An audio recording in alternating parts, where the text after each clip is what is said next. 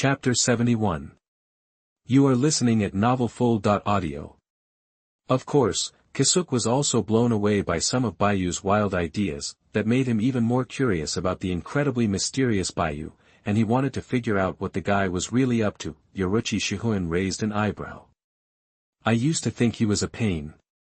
But he's proven himself now, especially with how he's been looking after Yashiro all these years.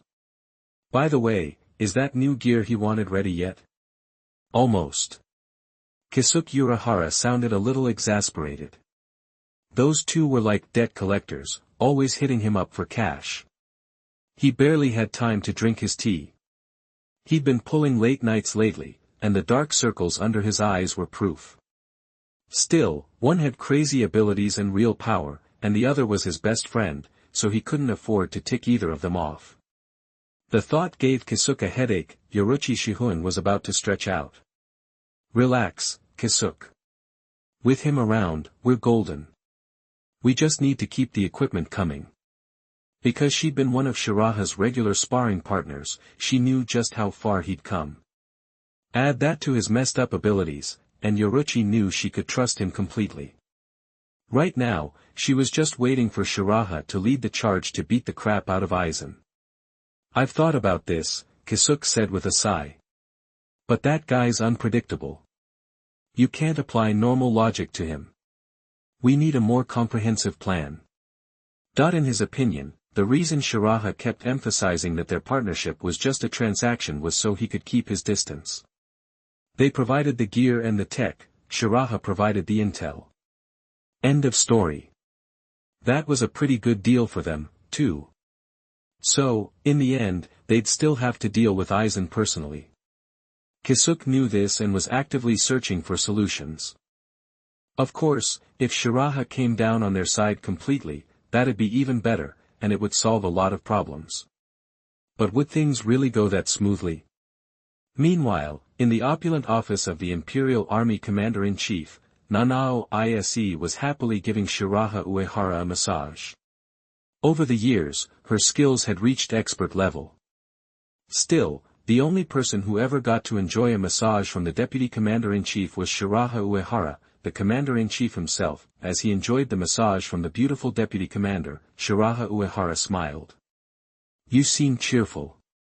Has your workload eased up lately? But because the Imperial Army was growing, there were more and more little things to take care of. Nanao Ise was serious about her job, so she had less and less free time. That was why Shiraha Bayu had offered her some special advice. Sir, you're a genius. Nanao Ise looked at Shiraha Uehara with admiration. A few days earlier, Shiraha Uehara had personally circled some names on a list and told her those were people who could be reused. And, reused, it turned out, meant they should be worked like dogs, handed all the dirty and tiring jobs, and generally not treated like human beings. The more work, the better, and the more exhausted they were, the better. Other people could chill and take time off when they had nothing to do. At the time, Nanao Ise was surprised and asked if these people had offended him. Shiraha Uehara told her they were actually undercover agents, spies planted by the nobles. Nanao Ise was shocked and thought it was wrong. The undercover agents should be kicked out right away. How could they do their jobs if they were undercover? Sketchy. But Shiraha Uehara had been right. These people were hardworking and capable, and one of them could do the work of 10. All of a sudden, Nanao Ise had a lot more free time. Thinking of this, she was a little puzzled. Are those people really undercover? If they have no loyalty at all, why are they working so hard? Because if they lose their jobs, they lose their heads. Then Shiraha Uehara ordered, anyone who's good enough to go undercover has some kind of talent. So, give them all the non-confidential work. If they can't handle a little hardship, what's the point of being undercover? That the Imperial Army didn't keep useless people around. Even if a top dog showed up, they'd have to jump through hoops. He'd found that Soul Reapers were a little slow and not very good at scheming. No wonder their brains got twisted by Aizen. After listening to Shiraha Uehara's explanation, Nanao Ise suddenly understood and said seriously, Commander-in-Chief, I understand. I won't let them slack off. And Shiraha Bayu's words made life miserable for the undercover agents. Their colleagues were relaxed and happy, but they were busy from morning till night, and from night till morning. It was more than 996, it was practically 007, in order to stay in the army, they had to work hard to prove their worth. As a result, their superiors kept pressuring them for intelligence. They were exhausted, so how could they find time to get intel? Every second they spent in the army was torture, and they really got a taste of hell. But they had to grin and bear it. However, with these people working their butts off, the Imperial Army was gaining momentum at an astonishing rate, and the internal harmony was looking incredible. 6 months later, an art exhibition was being held in the Army Square of the Soul Society. It was the first time such an event had happened in the Soul Society, and it was a hit. Soul Reapers who loved art got together to buy tickets to visit the exhibition halls. People came and went, and the place was buzzing. The person who suggested the exhibition was Shiraha Uehara, and the Female Soul Reaper Association was the main organizer. Several other associations, like the Flower Arranging and Calligraphy Clubs, also chipped in, so there was a good crowd. At that time, Shiraha Uehara and Shunsui Kairaku were strolling around the exhibition. Looking at the long lines in front of several exhibition halls, Shunsui Kairaku joked, "Your stuff is so popular, this is practically your personal exhibition." Those exhibition halls were filled with work Shiraha Uehara had made over the years, including paintings, sculptures, and musical scores. There were also some strange things that only artsy people could appreciate. Captain Aizen, the calligraphy master, had given these works a rave review and called Shiraha Uehara's calligraphy skills top-notch. Because Shiraha Uehara was so popular, these exhibition halls were jam-packed. Even with the high ticket prices, they couldn't stop the fans, especially the female Soul Reapers, who were more than willing to spend money. It just went to show how popular Shiraha Uehara was. "It's not that I'm so good, it's that everyone else here sucks." Shiraha Uehara acted arrogant and bossy. He honestly didn't think his art was that great. These works were basically just things he'd thrown together to complete daily tasks, but his casual doodles were masterpieces in the Soul Society. Whether you were talking about artistic composition, lifestyle, or entertainment, he was way ahead of everyone else in the Soul Society. In these areas, the nobles and the Soul Reapers were garbage. They couldn't even compare. This feeling of unbeatable loneliness was really a drag. "Captain Jin Ikamaru is really going all out," Kairaku Shunsui pointed at Jin Ikamaru. At that moment, Jin Ikamaru was scribbling furiously on the whiteboard in the exhibition hall. "Only Captain Kaname Tozen can appreciate your paintings. I guess no one's been messing with him lately, so he's a little bored." Shiraha Uehara knew that Jin Ikamaru would hang around the 3rd Division when he had nothing to do, teasing people. That guy was always looking for fun. No wonder nobody liked him, but aside from that silver-haired, squinty-eyed guy, the other Soul Reapers seemed friendly and chill, and they were giving the art a thumbs up. Every exhibition hall was bursting with joy and high art. It vividly interpreted what was known as relationship accidents. When he saw the two, Jin Ikamaru nodded and greeted them, squinting his eyes. It would be awesome if Captain Rose could be at this exhibition. He would dig the atmosphere here. As his successor, I'll appreciate these masterpieces for him. Jin Ikamaru looked regretful, like he was really bummed. If you didn't know him, you'd think he and the former captain of the 3rd Division were close. In reality, he just wanted to see someone flip out. True, Rose's music and the paintings in this exhibition hall are a perfect fit. Shiraha Uehara smiled as he looked at the comments on the whiteboard. "A blind guy loves to watch, and a deaf guy loves to listen.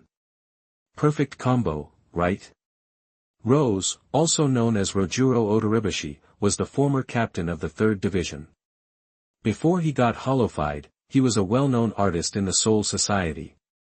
His Bankai, Kinshura Butiden, featured beautiful singing that even the deaf thought was great. No wonder the future Sternritter hero Masked Emasculine would give props to Kensei Muguruma and Rojuro Odoribashi. One does what he says and doesn't waste people's time, and the other explains his ability in person and shows people how to break his Bankai. Both were stand-up guys, real men. After that, Jin Ikamaru also hyped his old boss's showroom to the two of them. Captain Aizen's calligraphy is up ahead. You should check it out. They say there was no room to stand when Aizen taught calligraphy. I wonder which one is more popular, Byujin or Aizen. I can't say who's more popular, but you're the least popular. Uehara Baiyu said, which is a good thing, really. If you die in the line of duty, they can treat the funeral like a party. When the time comes, I'll have Captain Tozen carry your coffin personally and send you to hell in style. Jin Ikamaru laughed nervously. I'll leave that to you, Shiraha. After that, he nodded to Kairaku Shunsui and took off. Clearly, he couldn't keep up with Uehara Shiraha in terms of trash talk. People who are always trying to be funny just want to watch the circus. They don't want to be the circus. Haha, you two get along so well. Kairaku Shunsui felt like he was watching a comedy show. He couldn't help laughing, and he wanted to grab a drink right away. Uehara Shiraha said confidently, of course. After all, they were old classmates for a year, even if they didn't talk much back then. How could they not get along? Jin Ikamaru was a good dude. There were lots of guys like him in Soul Society. Uehara Shiraha didn't hate those people, but he didn't love them either. Looking at the smiling faces around him and the Soul Reapers who didn't dare come near, Kairaku Shunsui praised, only you could pull this off, Baiyu. Most people wouldn't have come up with something this crazy. Look how happy everyone is. Even Old Man Yama is all in on this exhibition. Generally speaking, Old Man Yama didn't like things that were too trendy, and he even resisted them a little. But now the banner hanging in the square read, the first art exhibition of Seriidii, and those words were written by the old man himself. There's no such thing as a free lunch. Uehara Baiyu made a gesture of counting money. The Imperial Court Army and the Gotei 13 are splitting the ticket revenue 30/70ths. Why does the Gotei 13 only get 70%?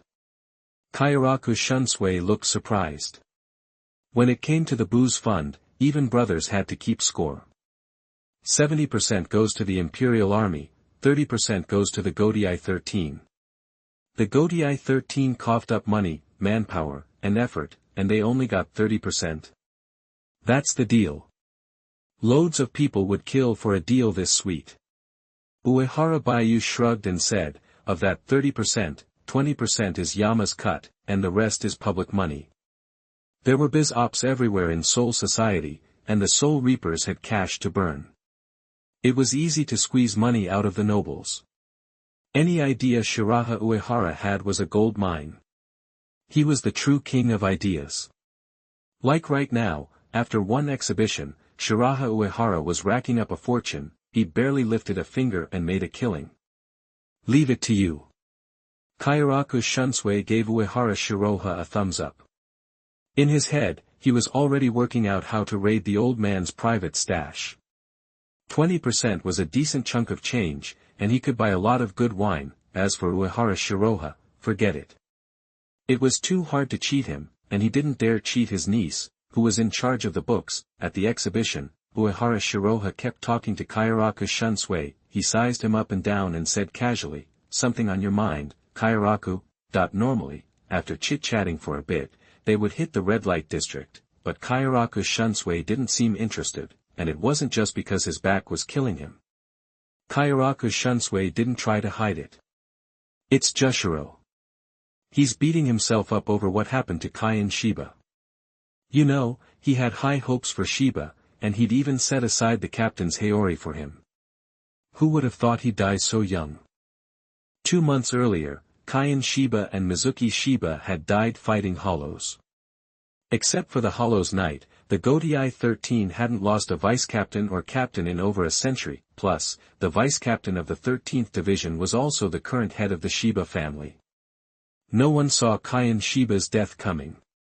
Everyone was shocked and felt terrible about Kaien Shiba's death. The saddest one of all was Yukitake Jushiro. First Kugo Jinjo, then Kaien Shiba. His old friend had been hit hard recently and was in a bad way. Kairaku Shunsui was worried about him. Uehara Shiraha suggested, this exhibition is going on for a few days. Tell Captain Yucatake to check it out. Maybe it'll cheer him up. Even though some of the works here were pretty out there, they were also packed with childlike joy and could heal the soul. Anyway, Rukia always looked full of energy after watching Chappie. Chapter 72. You are listening at novelfull.audio. Besides, even if Jushiro Yucatake didn't feel better after seeing the exhibition, at least he bought a ticket and boosted the Soul Society's economy. That'll make Shiroha Uehara happy. Good idea, I'll give it a shot, Shunsui Kairaku said, looking up with a carefree smile. But I need to ask a favor, Baiyu. At the Imperial Army Headquarters main training ground, Shiroha Uehara and Shunsui Kairaku faced off. This training ground was huge, well-equipped, and surrounded by strong barriers. Uehara Shiraha himself had layered the barriers, making them impervious to ordinary bankai.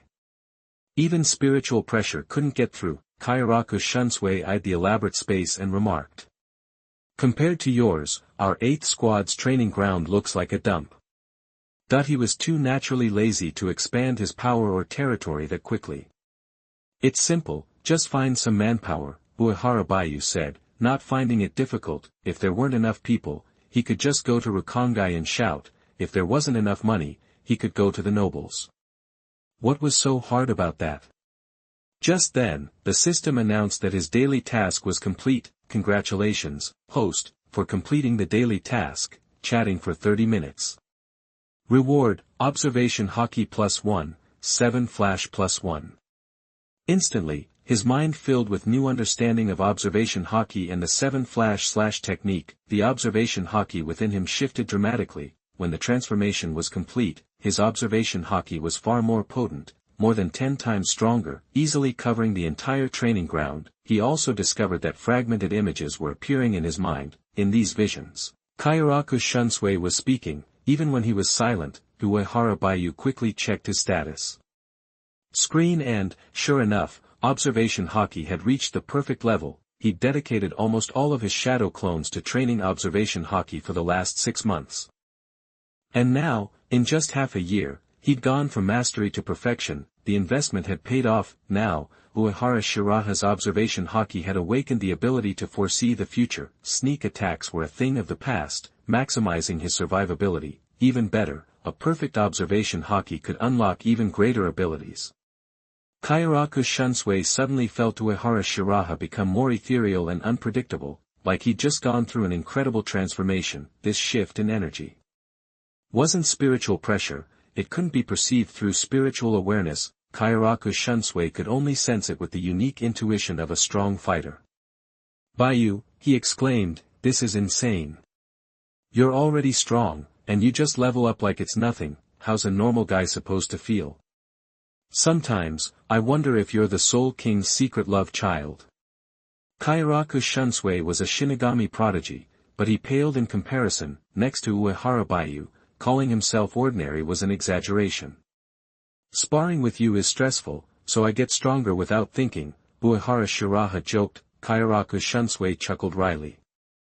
Spare me, I regret asking you to spar. The sparring's just a sideshow. You wanted to talk, right? Uehara Shiraha scanned the area. It was empty, like a golf course, perfect for a confidential chat. Kairaku Shunsui nodded. I suspect that the attack on Kaion Shiba is related to the earlier holification incident, and it's probably tied to the Tsuneyashiro family. They've been running holification experiments. They're highly suspicious. Kaion Shiba's death felt off, like it was deliberately set up. Despite the natural appearance, Kairaku Shunsei's experience allowed him to see irregularities in the situation. I think you're right, Uehara Shiraha agreed, not surprised. Kairaku Shunsei had even suspected Tsuneyashiro Tokunada during the travel disaster. That, and Aizen's involvement showed how much he disliked the Tsuneyashiro family and Tokunada. Kairaku Shunsei warned, it's been peaceful for a century, but something feels wrong, and with the mass crisis we sensed last year, I'm sure something's brewing. Baiyu, you and Nanao should be extra careful. That's why he wanted to spar. He was uncertain. The enemy was nearby, but he couldn't find them. It unsettled him. I will. Uehara Shiraha was eager to fight. Let's get started. That he wasn't worried about anything Kyoraku Shunsui mentioned, but he would humor him and get some practical experience with observation Haki's future sight. Sensing Uehara Shiraha's eagerness, Kyoraku Shunsui's eyes lit up, and he drew his two swords, one long and one short. His Zanpakuto was, Kaiten Kayakatsu. Kaiten was the long sword, Kayakatsu, the short one. The swords looked almost identical, each with red tassels on the hilt. Uehara Shiraha focused on the twin blades. Kaiten Kayakatsu is a famous sword, a wind and shadow Zanpakuto. There are only 3 paired Zanpakuto in Bleach, Jushiro Yukatakes, Sojio no Kodawari, this one, and Ichigo's, Tensa Zangetsu. However, Sojio no Kodawari began as one sword and split after Shirkai, making it not technically dual-bladed. Kaiten Kayakatsu is 2 swords, before and after release. Originally, Kaiten Kayakatsu was 1 blade. To hide the ISE family's 8 mirror swords, Kyoraku Shunsui split it into 2, concealing them in Kayakatsu. The only true natural dual-bladed Zanpakuto is Ichigo's in the Thousand-Year Blood War. Kyoraku Shunsui split Kaiten Kayakatsu perfectly and created deadly Shirkai-based games. His Bankai can overcome even stronger opponents. It's remarkable that Kyoraku Shunsui pushed Kaiten Kayakatsu so far, like the tyrant bear and his pawpaw fruit. Only an old fox like Kyoraku Shunsui could master a Zanpakuto like this. Kyoraku Shunsui's pink captain's Haori fluttered in the breeze, striking a flamboyant pose. He adjusted his bamboo hat. Then, he used flash step to close the distance. In a flash of light, Kaiten struck at Uehara Bayu's arm while Kayakatsu prepared to flank. They'd sparred before and knew each other's tactics. Kyoraku Shunsui was aware of Uehara Bayu's spiritual awareness. He also knew he was skilled in all forms of combat, far beyond most captains. A well-rounded fighter was always the toughest. That's why Kyoraku Shunsui attacked first. Uehara Shiraha recognized Kyoraku Shunsui's moves and Zanpakuto, so he easily countered. He dodged and retaliated with a backhand slash. Kyoraku Shunsui dodged, eyes gleaming. He's definitely stronger now, he thought. I could push him harder before. With that in mind, he focused and used flash step to launch another surprise attack. This time, he went all out. The 2 swords danced, shimmering like mercury on the ground. Such a relentless assault required space, and only Kyoraku Shunsui's flash step could provide it. He was fast and could cover long distances for surprise attacks. Not bad. Uehara Hakuha saw Kyoraku Shunsui's skill. His long and short swords blocked his escape, and the swords worked together perfectly. It was an impossible move to dodge. A Millennium Captain lives up to his name. His combat experience, intuition, and skills were top-notch. However, even Kyoraku Shunsui's best moves had loopholes to observation haki. Uehara Hakuha saw the future of the swords and the openings. He thrust forward with his blade. Compared to Kyoraku Shunsui's complex attacks, Uehara Hakuha's was a mountain stream, smooth and natural, simple, yet containing the truth of heaven and earth. It pierced through Kaiten Kayakatsu's defense, heading straight for Kyoraku Shunsui's vital points. Last to strike, first to arrive. What a blade! Kyoraku Shunsui barely dodged. If he'd been a hair slower, he'd be dead. Kyoraku Shunsui felt the blade's chill. The move was terrifying enough to make a Thousand-Year Captain flinch. It gave Kyoraku Shunsui a sense of unease, not of power, but of something higher. In that moment, Kyoraku Shunsui felt that Uehara Shiraha could see his thoughts and actions. That's why the counterattack was so swift and deadly. He'd never felt so exposed, Uehara Shiraha thought. He reacted. Kyoraku's combat experience is amazing. He'd familiarized himself with observation haki and its future sight. He was now basically unbeatable. Even a captain like Kyoraku Shunsui could only use 30 to 40% of his skill. Kyoraku Shunsui seemed to realize something and became more cautious. Instead of relying on swordsmanship and flash step, he mixed in Kido, trying to disrupt Uehara Bayu's rhythm. Both were experts in swordsmanship, hand-to-hand combat, and flash step. One had enhanced stats and training from Shadow Clones, the other had experience spanning millennia. The battle was lightning fast. Multiple figures of the two appeared, as if there were multiple Kyoraku Shunsui and Uehara Bayu. While clashing swords, they bombarded each other with Kido. the area was washed in spells, the earth trembled slightly, scattered spiritual pressure crashed against the barriers, disappearing like waves against a reef, facing Kairaku's Shunsui. Uehara Shiraha grew more relaxed, Kairaku's Shunsui grew more frustrated, he thought hard about everything to gain an advantage, but Uehara Shiraha negated all his calculations, all his plans, and all his cautions.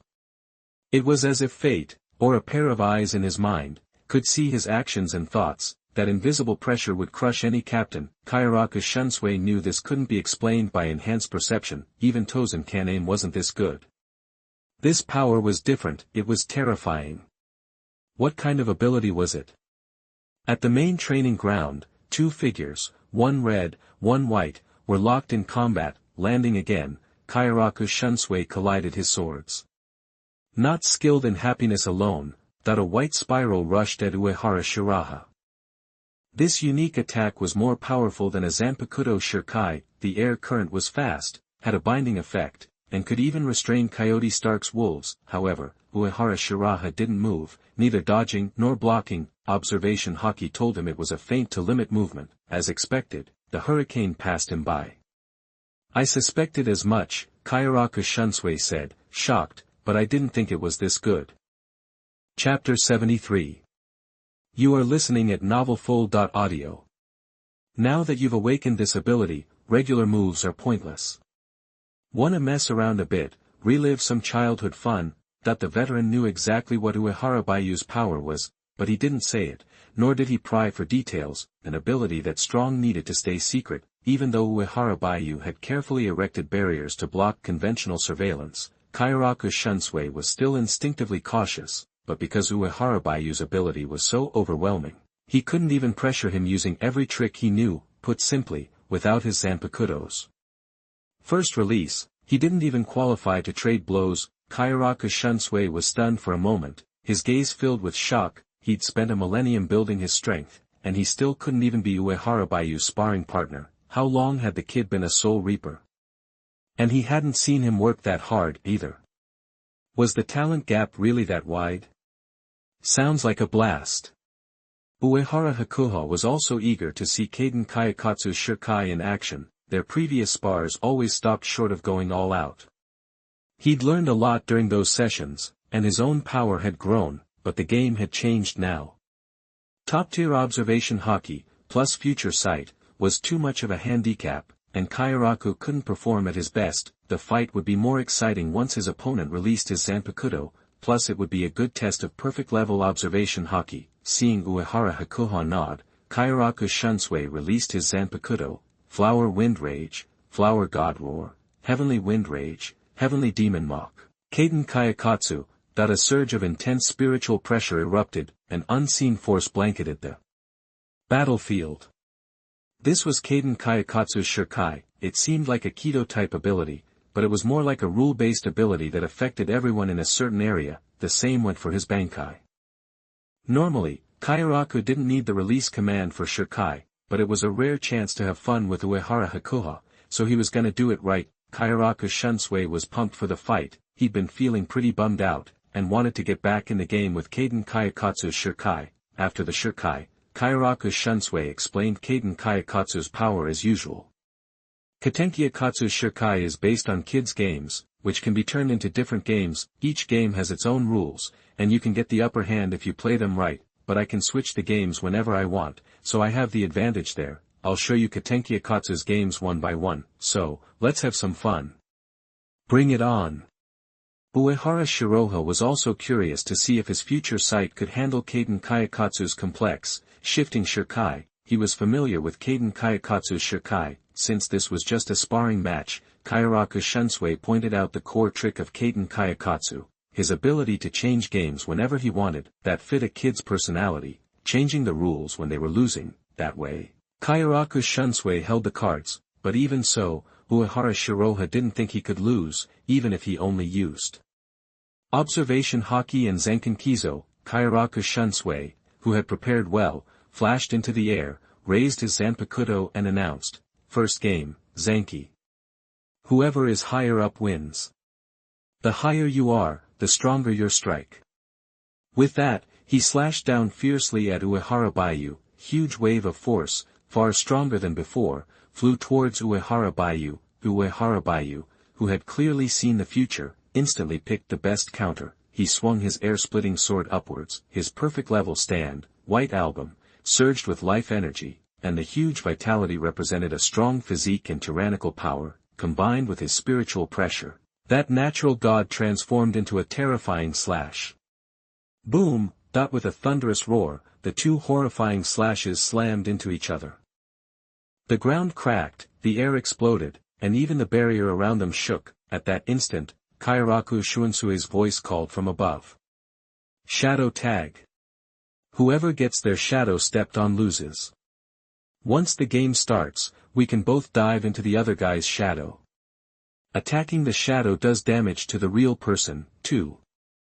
As he spoke, he flashed behind Uehara Baiyu and vanished completely. His figure, his spiritual pressure, his presence, everything was gone, like he teleported to another dimension. 3 breaths later, Uehara Baiyu whirled around and slashed at the shadow behind him. The next second, Kairaku Shunsui burst out of the shadow. Just as the devastating blow reached him, Kairaku Shunsui, ready for it, yelled, "Color Ghost, white!" The powerful slash struck him, but Kairaku Shunsui was unscathed. He quickly flashed to a distance away. Then Kairaku Shunsui added the Color Ghost rules.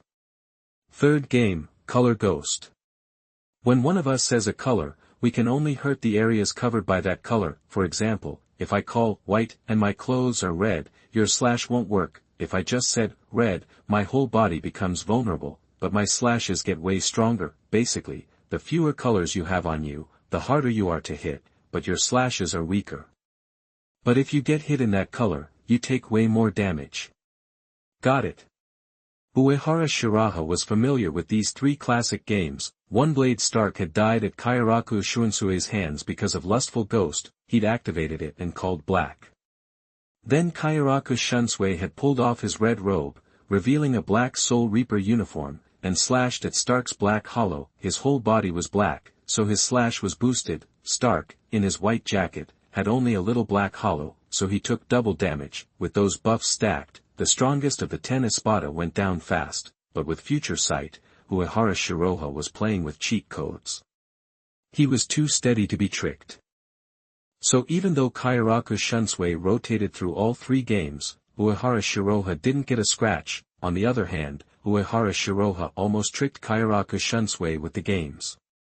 After all, future sight was a seriously broken ability. Against the Kaiden Kayakatsu after Shirkai, Uehara Shiraha finally felt the heat. His Zanken Kisu and Ryatsu were not much different from Kairaku Shunsui, but since the other guy had no counter, the gap opened up fast. Even so, Kairaku Shunsui chose to play it safe, unwilling to blindly attack.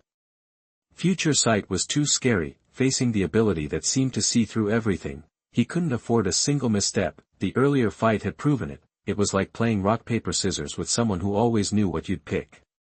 How could you win? Thinking about it, Kairaku Shunsui thought. It's unbelievable, even for Baiyu to have an ability like that. If he used that on girls, any ice queen would fall for him. Then again, Baiyu seems to have no problem winning over girls even without it. So jealous. Finally, after a thrilling exchange and some clever calculations, Kairaku Shunsui chose to quit. He couldn't win. Against a cheater like that, his skills were useless. Thanks for the match.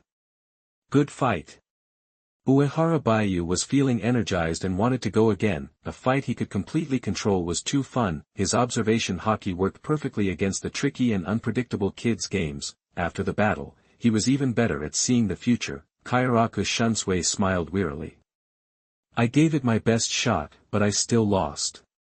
Uehara Baiyu's power was more confusing and shocking than ever. Luckily, Uehara Baiyu was on their side, so the stronger he was, the more relieved Kairaku Shunsui felt. Seeing Uehara Baiyu's incredible predictive power, some of his old worries and stress melted away.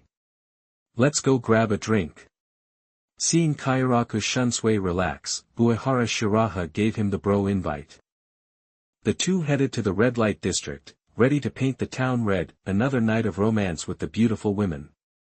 The next night, Shiraha Uehara donned his disguise glasses and mask, and headed to Tsuneyashiro Tokunada's house again. Seeing Shiroha Uehara, Tsuneyashiro Tokunada, pale and bleary-eyed, tried to suppress his rage.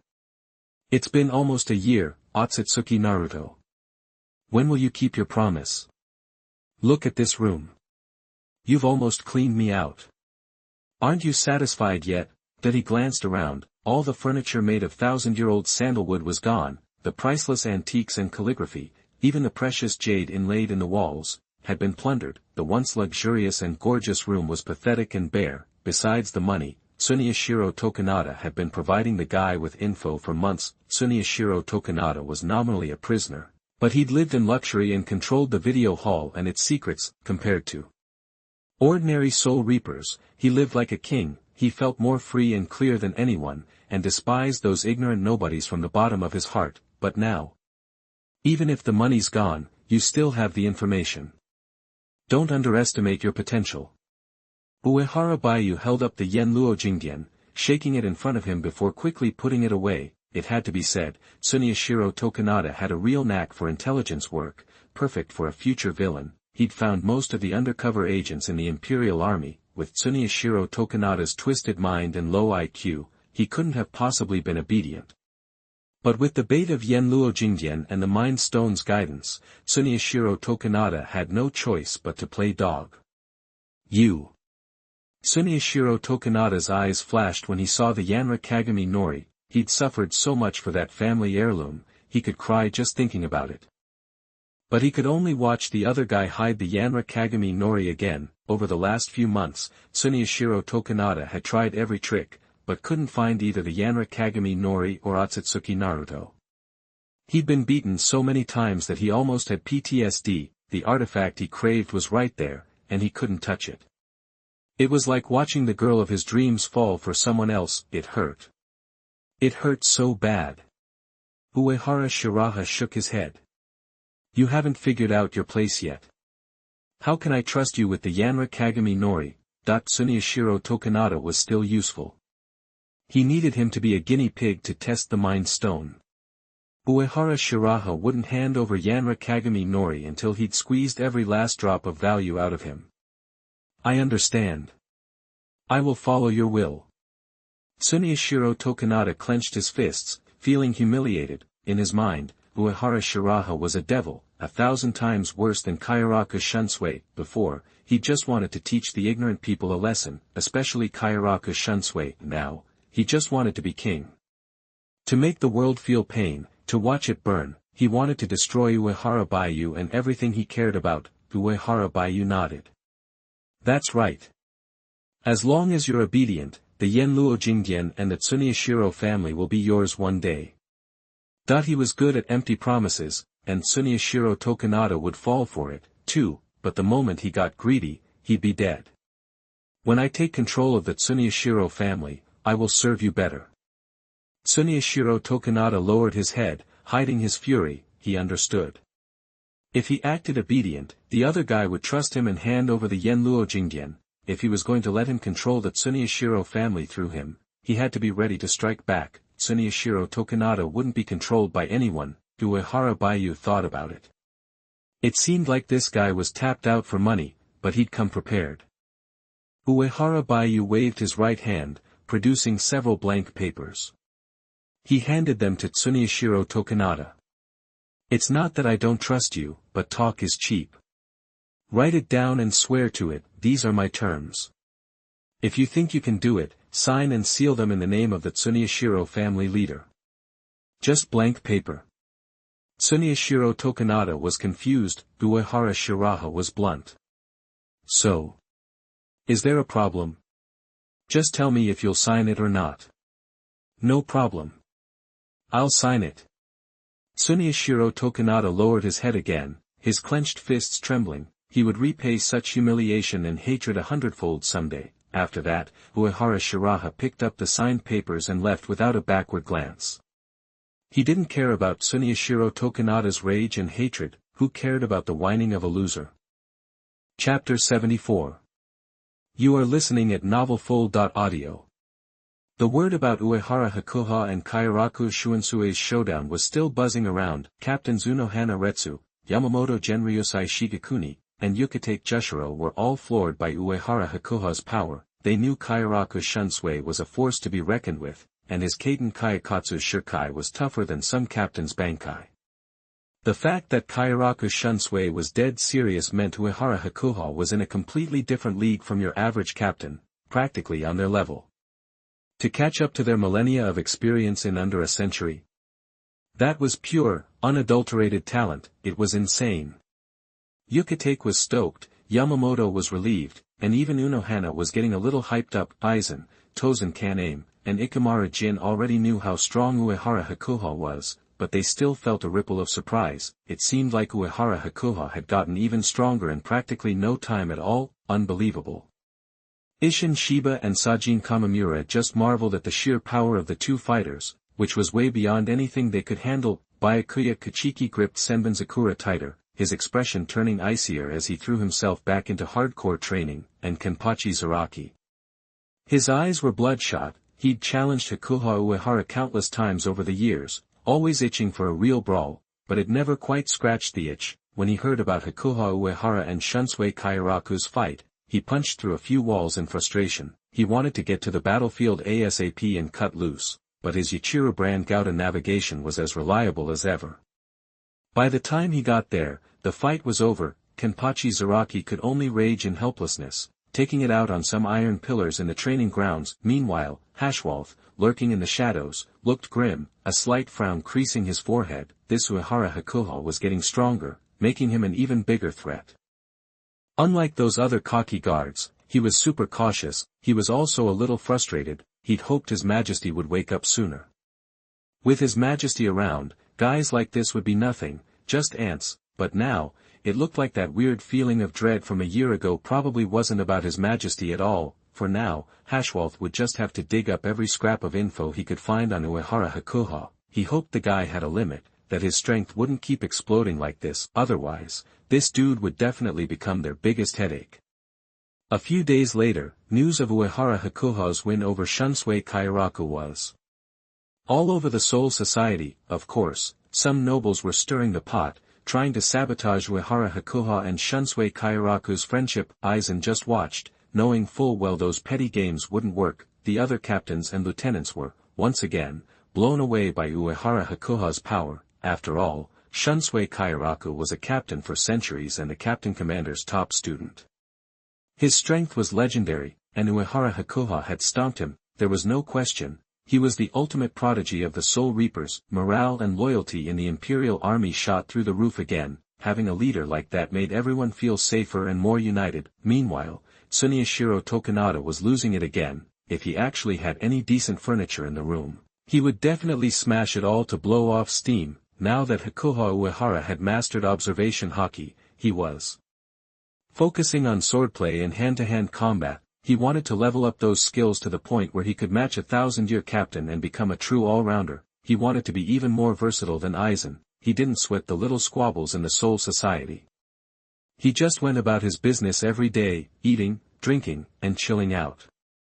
Time flew, and another year zipped by. In the Imperial Army's swanky office, Hakuha Uehara signed off on a stack of important papers, then kicked back to enjoy a massage from Ise Nanao. As Ise Nanao worked her magic with her soft hands, she reported, "We've got a situation in Hueco Mundo.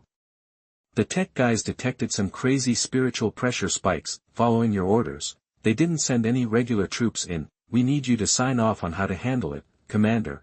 That she felt like she belonged in the Imperial Army and was proud to be part of it, because the Imperial Army was actually making the world a better place, even tackling problems that the Godii 13 couldn't solve. That's why Ise Nanao was so dedicated to the Imperial Army's affairs and followed Hakuha Uehara's orders to the letter. Hakuha Uehara looked puzzled. "Our base is on the outskirts of Hueco Mundo. What kind of knuckleheads are picking a fight? What's the point? Plus, he and Aizen had an unspoken agreement. Hakuha Uehara wouldn't mess with Aizen's plans, and Aizen wouldn't make trouble for him. They were both smart guys, so they had some trust and respect." After a moment of thought, Hakuha Uehara guessed what was going on. "I haven't thrown down in a while, so some people probably think they can try me. Guess I'll have to go take a look myself." "Commander, watch out for traps. Ise had total faith in Hakuha Uehara's strength, but still, it was Hueco Mundo, not exactly home turf for Soul Reapers, and Hollows had all kinds of weird abilities, so they had to be careful. Hakuha Uehara said calmly, any trap they set is useless against me. In the entire world of Soul Reapers, only a handful of beings could actually threaten him, and those beings were either playing the long game or still sleeping it off. Hakuha Uehara had nothing to fear. He was curious to see who was dumb enough to come after him. At the Imperial Army base in Hueco Mundo, Hakuha Uehara stepped through the Senkaman gate. The tech guy nearby snapped to attention and saluted respectfully. Greetings, General. Hakuha Uehara asked, are those spiritual pressure spikes from a few days ago still going strong?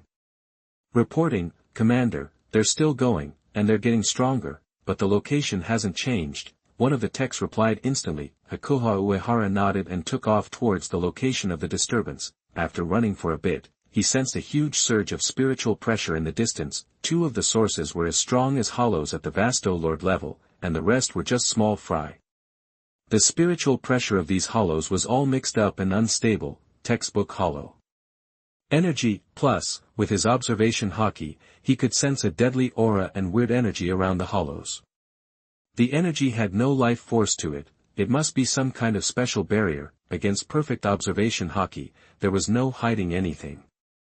Their carefully laid traps were completely exposed. Hakuha Uehara's eyes flashed.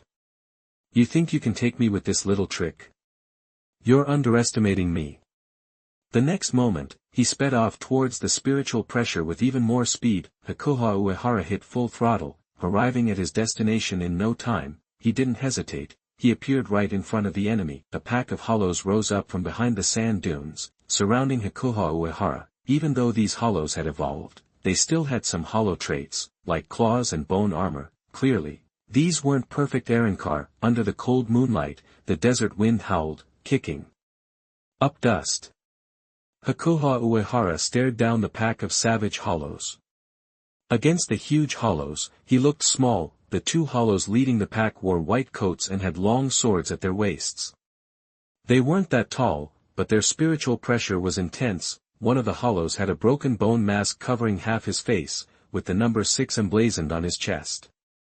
He sneered at Hakuha Uehara and asked his buddy, Pied, you sure this is the guy? This shrimp doesn't look all that tough. Is he really worth both espadas coming after him? After taking over Hueco Mundo, Aizen started using the Hogyoku to create Arrancars. All Arrancars got a number.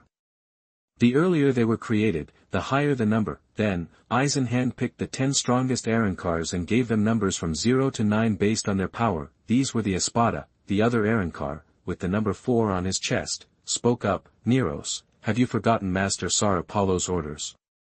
This Soul Reaper is different from those other losers. We have to be careful.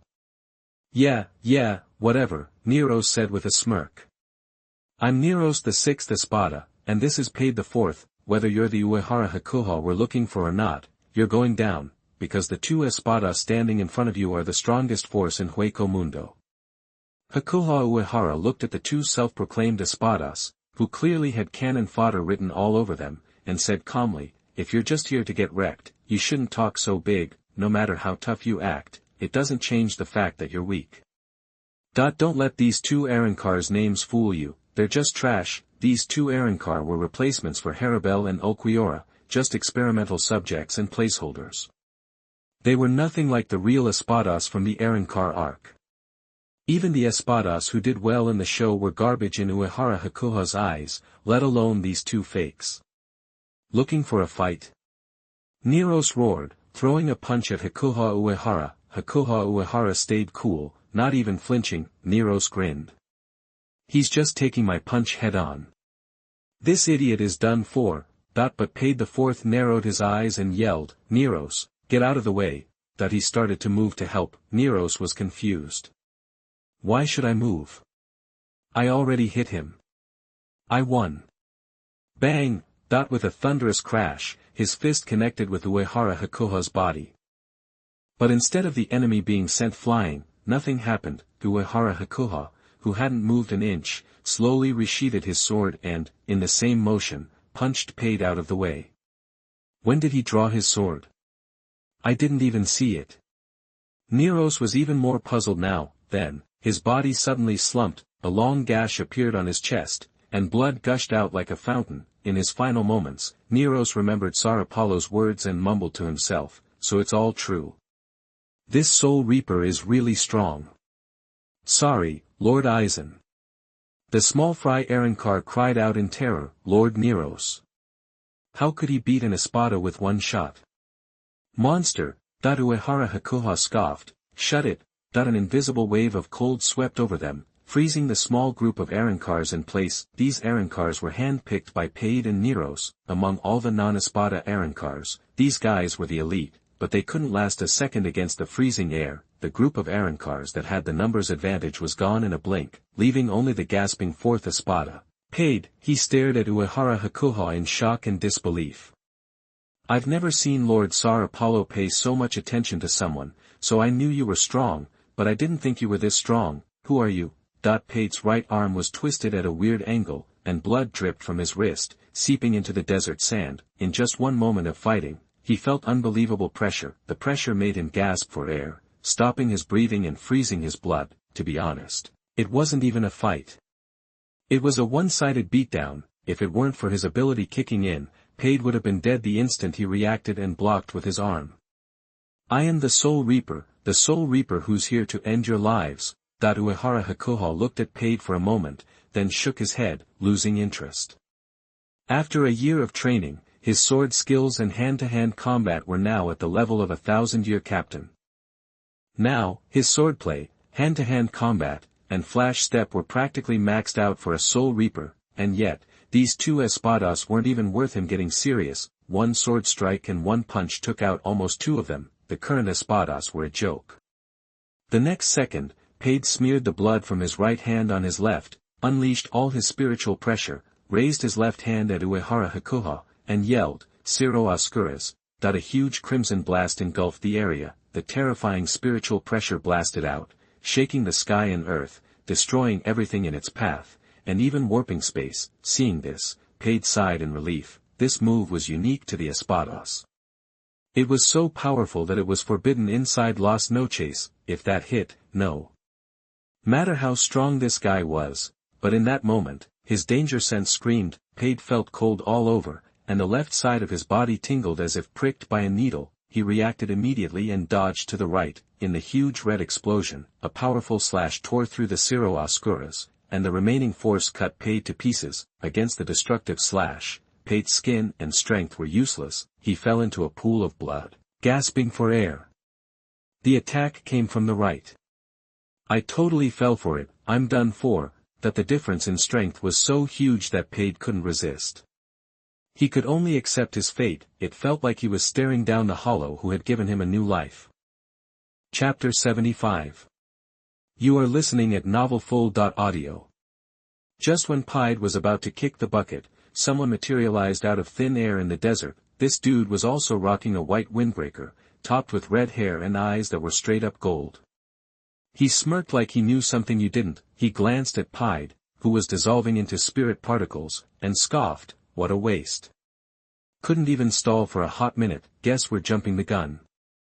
With a wave, a spiritual pressure hit the area. It was heavy, intense, like Paid and Neros combined on steroids, and even more out of control. A mini tornado kicked up around him, sending sand flying. Then, dozens of red and black cylinders shot up from the desert floor, standing taller than a man. Each one pulsed with a strange energy. Mixed together, they formed a circular barrier, sealing everything inside. Hold up, we're not done yet. With another flick of his wrist, white walls began rising, boxing in the area. The desert floor disappeared under stone slabs. In no time, a palace-like building had sprung up, now reinforced by the activated barrier. The red-haired guy, sporting glasses, gave a slight bow to Uehara Bayu. Sorry for the wait. That previous setup was a total dump. Couldn't possibly entertain a guest like you in such a dive. Only a stage this gorgeous is fitting for your status. I'm Sar Apollo Grands, the Zero Espada. This Zero Espada didn't sport any hollow markings. His Arrancar level was clearly in a whole different league compared to Pied and Neros, plus, the guy wasn't giving off any killer vibes, just smooth, cultured talk. With the glasses, he had this total gentleman vibe going on. Nice theatrics and some pretty solid barrier tech, Uehara remarked, feeling his spiritual pressure clamp down. The pressure was cranked up compared to before. This had to be from that vast odds attack on Soifang. Sar Apollo must have snagged and juiced up that ability. Looks like Sar Apollo put Valdez's body to good use. The guy's the mad scientist of Hueco Mundo for a reason. Knowledge is power, baby. Even in anime, science is king. Just look at Orochimaru and Kabuto nerding out in Naruto, or Vegapunk whipping up artificial devil fruits in One Piece, and in Bleach, Uehara Shiraha is like freaking Doraemon. Give him a Bankai and he could slap together a nuke with his bare hands. Grey Wolf, RD Edition, Aizen, Mayuri Kuratsuchi, and Sar Apollo are all major players in genetic engineering in creating life. Their methods are definitely out there. Shiroha Uehara was curious.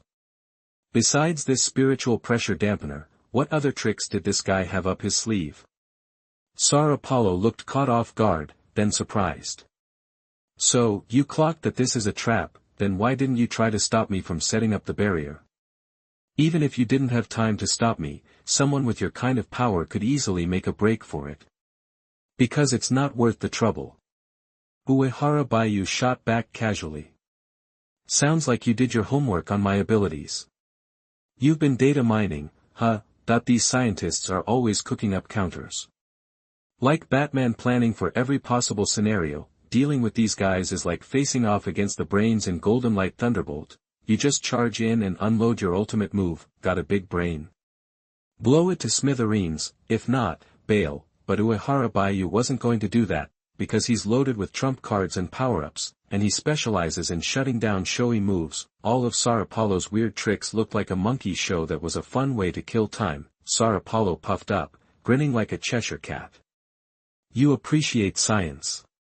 A year back, you strutted into Hueco Mundo, flashed your amazing Bankai, and wiped out Rodney, Leo, and Jerome in the anti-membrane. Lucky for me, they were my test subjects, all equipped with soul recording bugs. My little guys recorded the entire fight.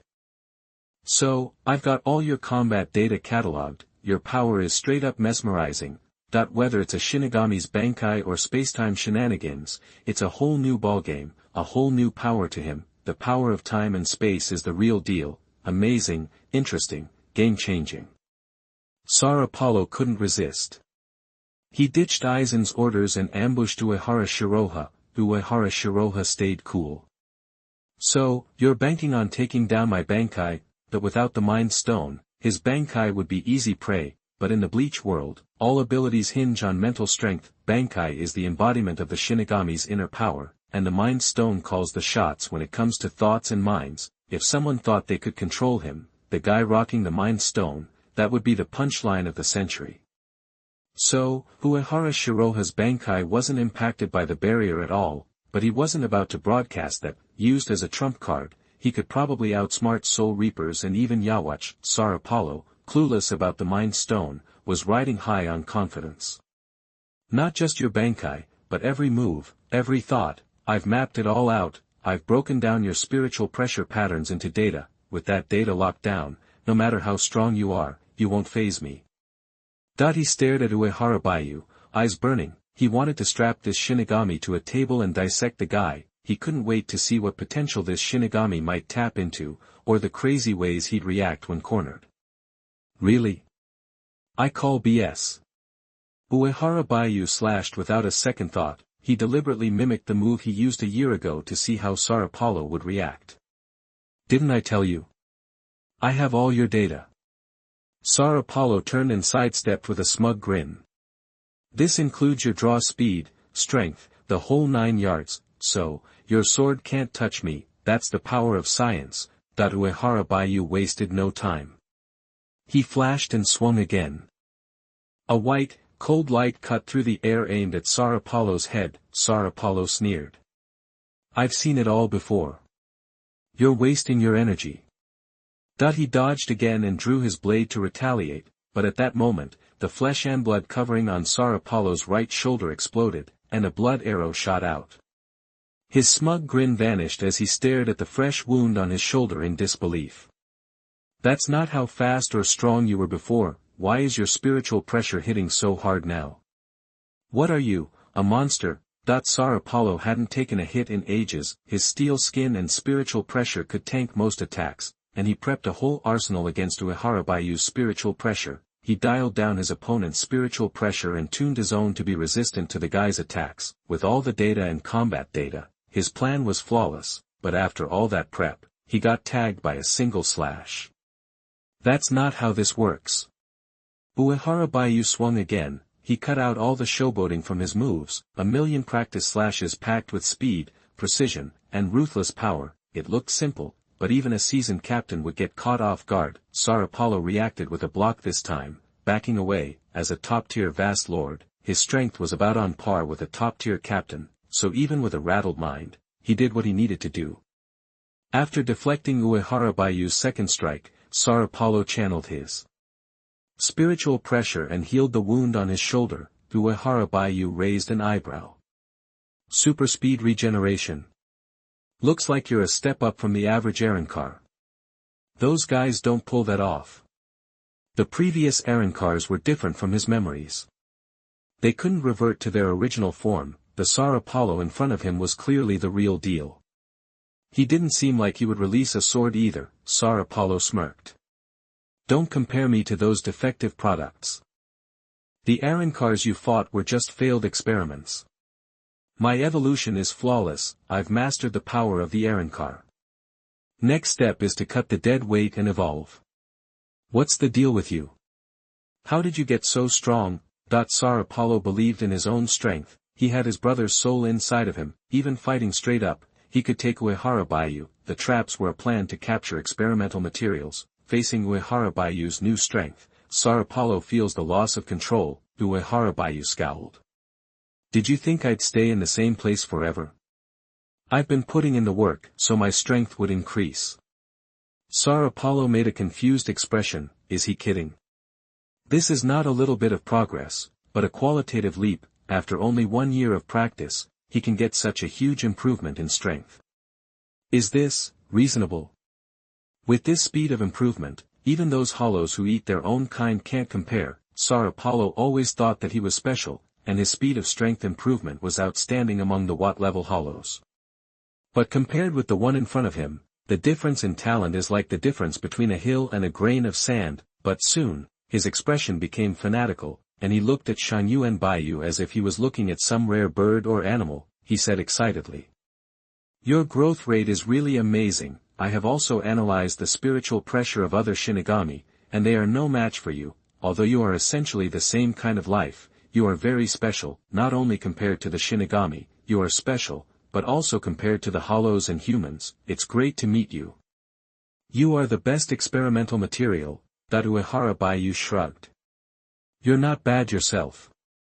Good for a whetstone.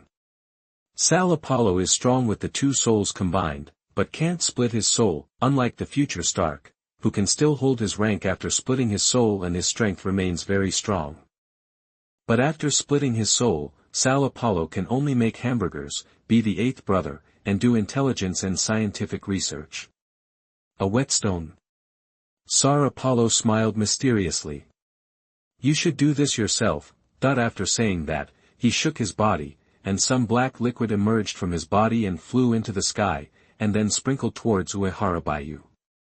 With the perception of observation, Uehara Bayu had already seen the result. He frowned and dodged slightly. However, there was too much black liquid, and a drop of black liquid still fell on him. When it touched his body, the drop of liquid began to expand and deform, and finally became his appearance. Even the clothes and weapons were exactly the same.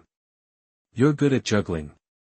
What next? Uehara Bayu looked at another self that appeared out of thin air with a calm face. He was used to this. As he spoke, Uehara Bayu took a step forward and touched the black liquid on the ground. A new copy appeared again and slashed at him. Uehara Bayu slashed with a knife and smashed the copy. However, as if receiving some order, the liquid that fell on the ground began to condense and deform, and all turned into copies of Uehara Bayu. These copies looked at Uehara Bayu with cold eyes. Sal Apollo laughed.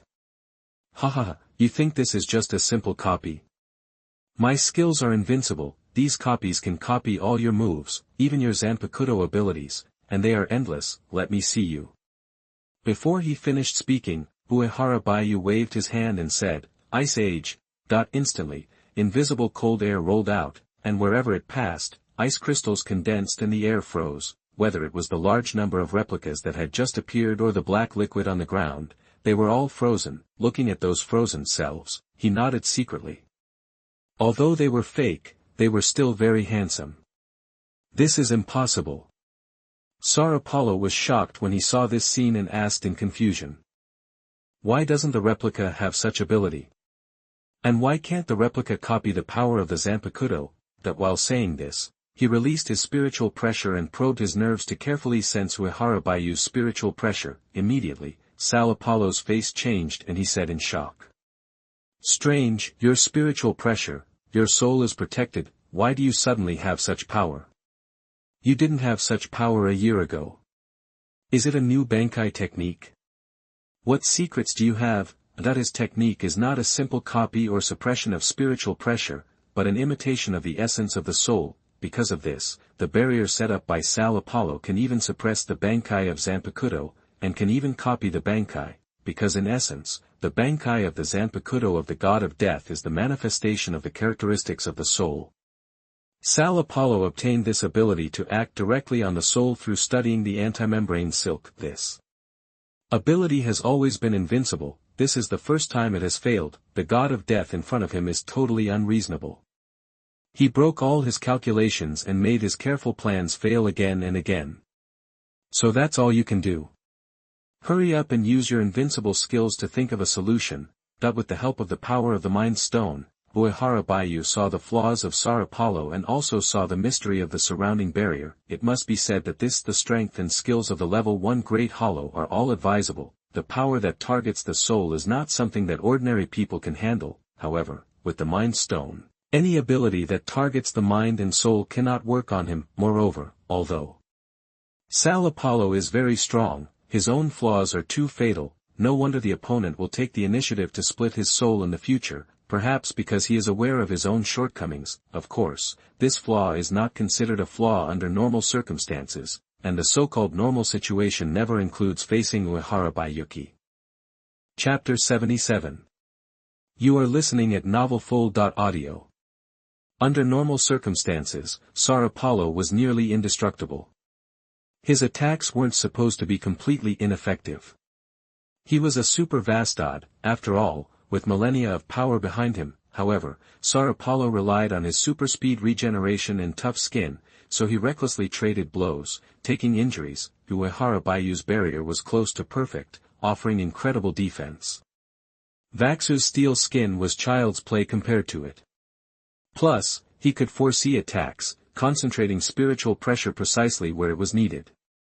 This combo allowed him to shrug off Sar Apollo's strongest strikes. Of course, if Uehara Baiyu wasn't trying to get a feel for Zanquangwazu, a captain-level power honed over 1,000 years, he could have ended the fight sooner.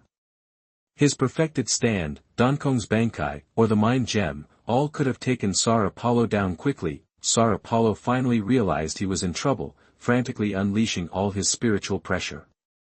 The red aura flared again, but this time, Uehara Baiyu wasn't holding back. Perfect White Album activated. Invisible ice power spread, freezing the very air. The temperature plummeted, ice and snow swirled, solidifying everything. 0 degrees. 10 below. 40 below. Even with Sar Apollo's immense spiritual pressure, he couldn't stop the cold.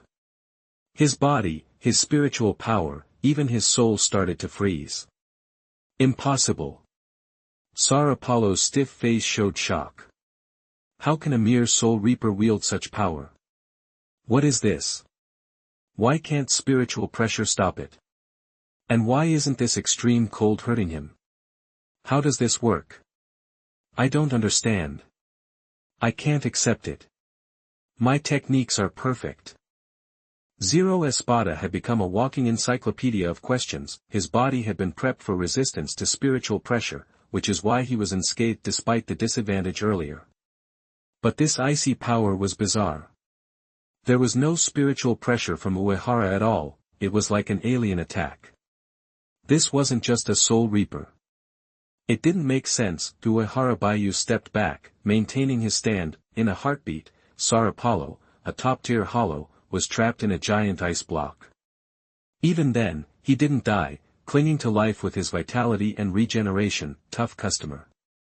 Uehara would see how long he could last. Sarapallo was in a bind. The cold was too much, freezing his mind. He had to use his preset, life-saving trump card or fight to the death. Without hesitation, Sarapallo gritted his teeth and activated a strange, black substance within him. It spread, warping space to create an independent world. Sensing the spatial distortions, Uehara Shiraha jumped back. As soon as he cleared the area, a coffin-like black barrier completely encased Sarapallo. It was similar to the Garganta, isolating the inside from the outside. The name flashed in Uehara's mind, anti-membrane bandits. A strange substance Aizen developed based on the Garganta, used to seal rebellious subordinates in another dimension. In the original timeline, Grimmjow used it to trick Ulquiorra and fight Ichigo, only to be crushed by Ichigo's hollow Bankai. Such spatial power posed a threat to Aizen himself, and even future Yhwach, but Uehara Shiraha had ways to deal with it. Plenty of them. He didn't rush, though. He sent his senses into the anti-membrane bandits, ignoring the space isolation. His expression shifted. There was a massive spatial reaction inside. Anti-membrane bandits, plus the anti-membrane channel, maybe even the black coffin. It was like nesting dolls. 3 layers of insurance. How scared was Sarapallo? It seemed his Bankai had really rattled this Espada. Uehara Baiyu decided against forcing a move. Sarapallo was insignificant, not worth revealing too much. Besides, he was crippled and would be useless even if he lived. He glanced at the vanishing anti-membrane bandits.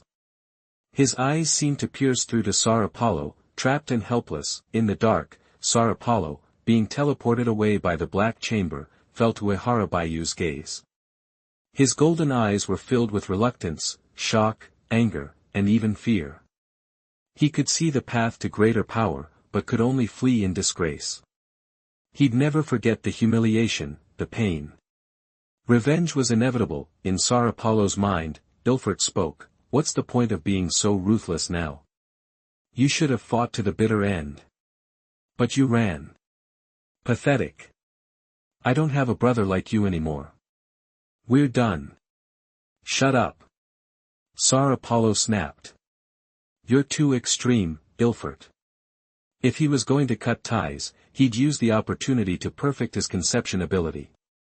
He'd no longer be dragged down by his idiot brother, and become more perfect. He had no choice this time. Uehara Baiyu's attacks were too strong, his body riddled with injuries. Only his special structure kept him alive.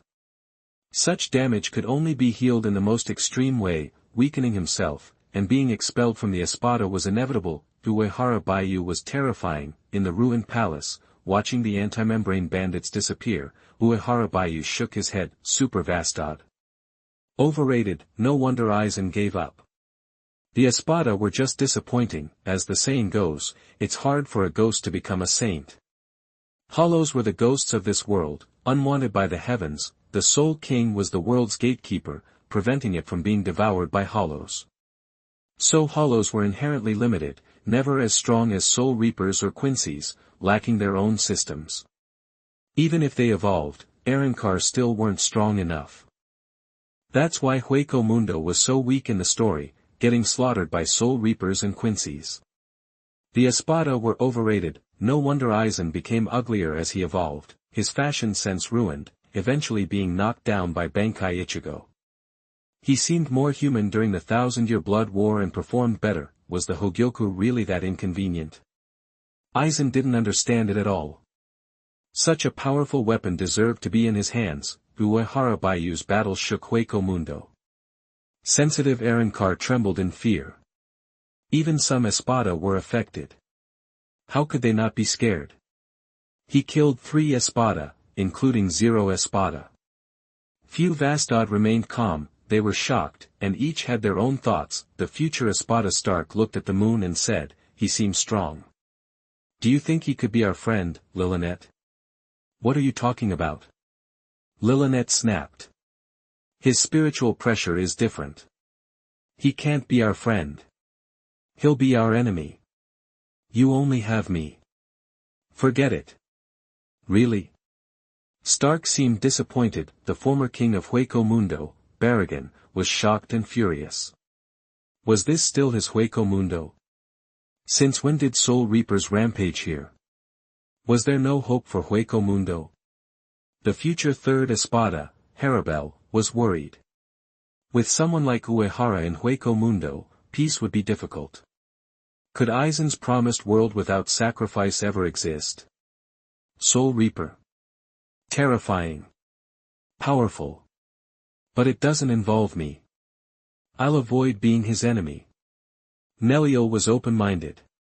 After the shock, she ate, slept, and played. The future fourth Espada, Ulquiorra, was shocked. Such power was unimaginable. Fighting maniacs like Neutra and Grimjow were excited, bordering on insane. Under the moonlight, Uehara Shiraha looked towards the Las Noches palace.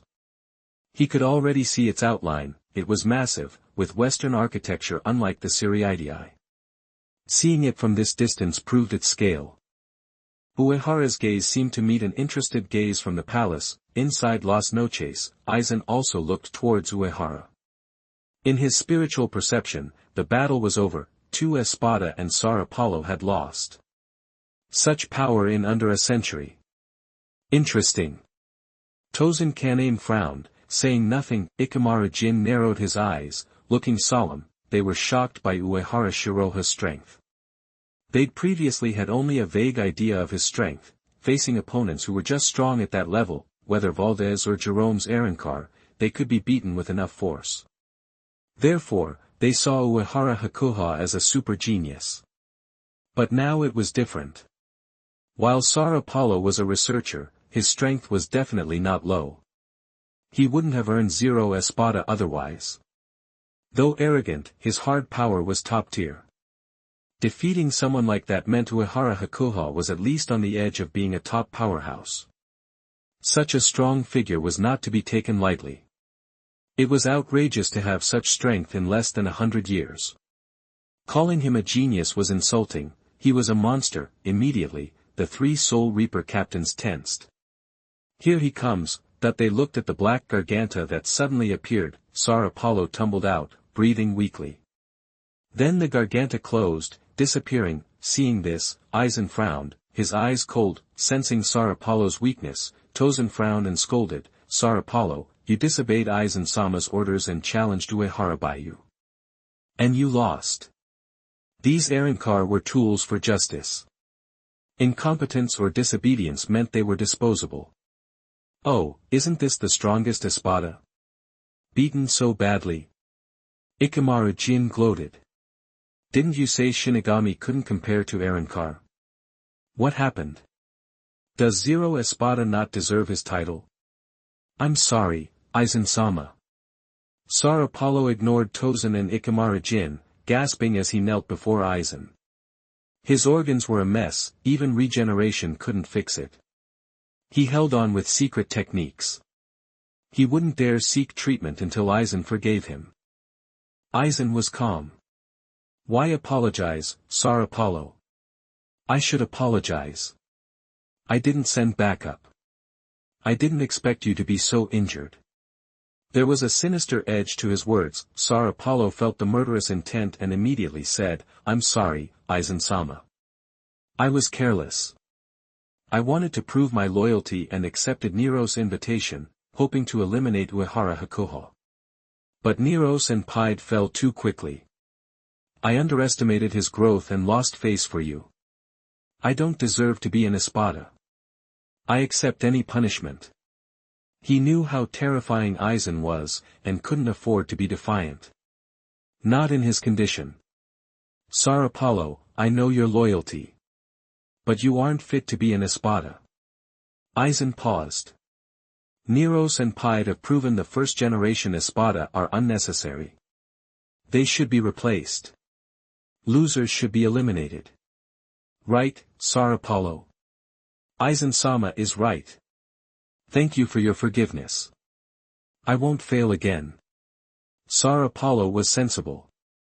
He'd made it through. Aizen nodded. Tozen, take Sar Apollo for treatment. Yes, Aizen-sama. Tozen bowed and turned, walking out. He knew how cruel hollows were. Sar Apollo might be killed by a sneak attack. What future did a race focused on self-destruction have? Thank you, Aizen-sama. I give you everything. Sar Apollo looked ready to do anything. As he left the palace with Tozen, Aizen said, you should have gotten enough data on Uehara Bayou. Report any findings to me. Yes. Aizen-sama. Sar Apollo froze, sweating. He didn't dare turn, a deep fear rising. Aizen knew I attacked to learn about Uehara Hakuha's Bankai. He's terrifying. Both in strength and intellect, Tozen Kaname snorted and continued forward. Chapter 78. You are listening at novelfull.audio. Okay, Aizen and Ikemara Jin were alone in the main hall of Kainyaku. Jin, grinning at Aizen, said, You're such a schemer, Lord Aizen. You knew Sar Apollo wasn't on the level, but you kept it to yourself just to mess with him. Aizen, his eyes gleaming, replied, It's tough to figure people out, even they can't do it themselves. All I can do is give them a mirror reflecting who they think they are. He continued, even if the reflection wasn't perfect at first, I'd tweak it, amp it up, feeding different versions of reality to different folks. Eventually, their inner world and what they see become my playthings. Of course, Aizen-sama's mirror flower, water moon is flawless, with no weaknesses, Jin said, his eyes narrowing. But should we really let my classmate keep leveling up? Taking down 3 espadas at once? His strength is getting out of hand. Uehara Shiraha's growth has definitely surpassed expectations. Aizen mused, recalling their first encounter.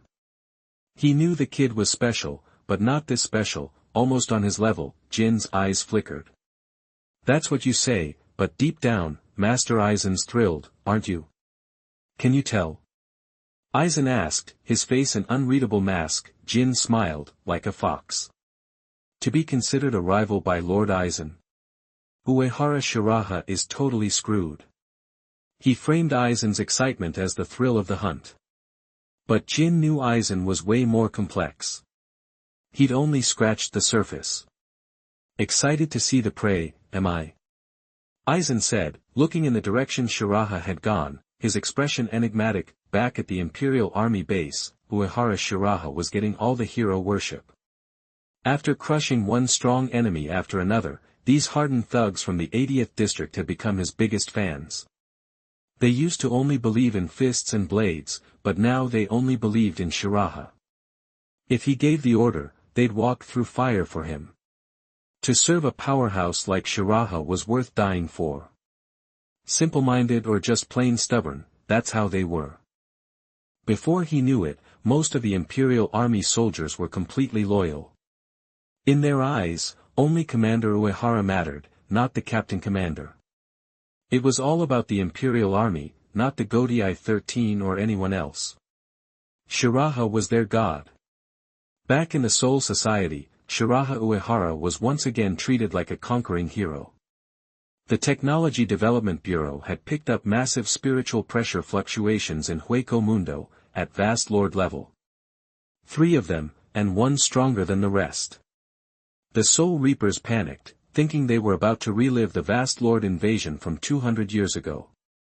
Even though Kenpachi Kurioshiki had repelled the invading Great Hollow, the Godiai 13 had taken a beating, but then Shiraha Uehara showed up, and Hueco Mundo went quiet.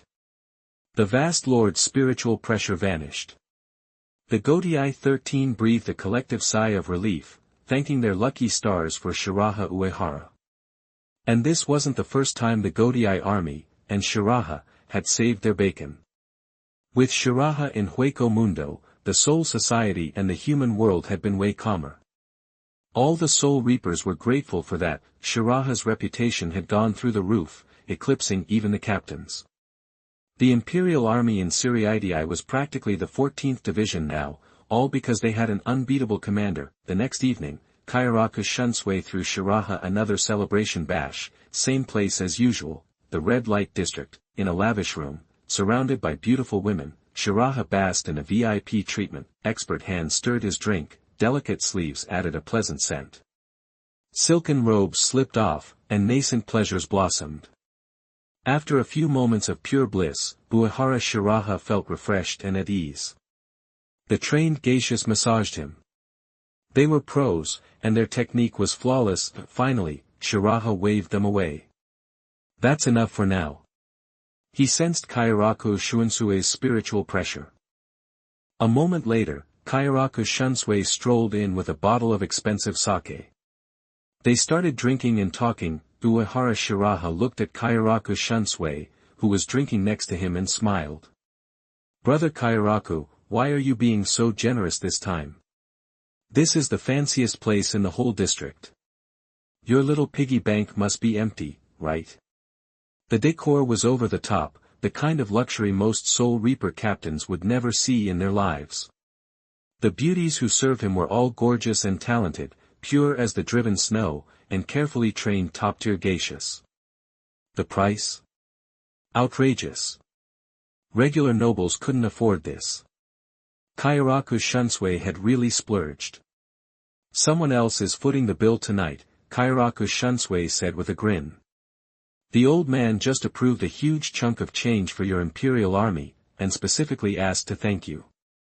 The first division is covering everything tonight.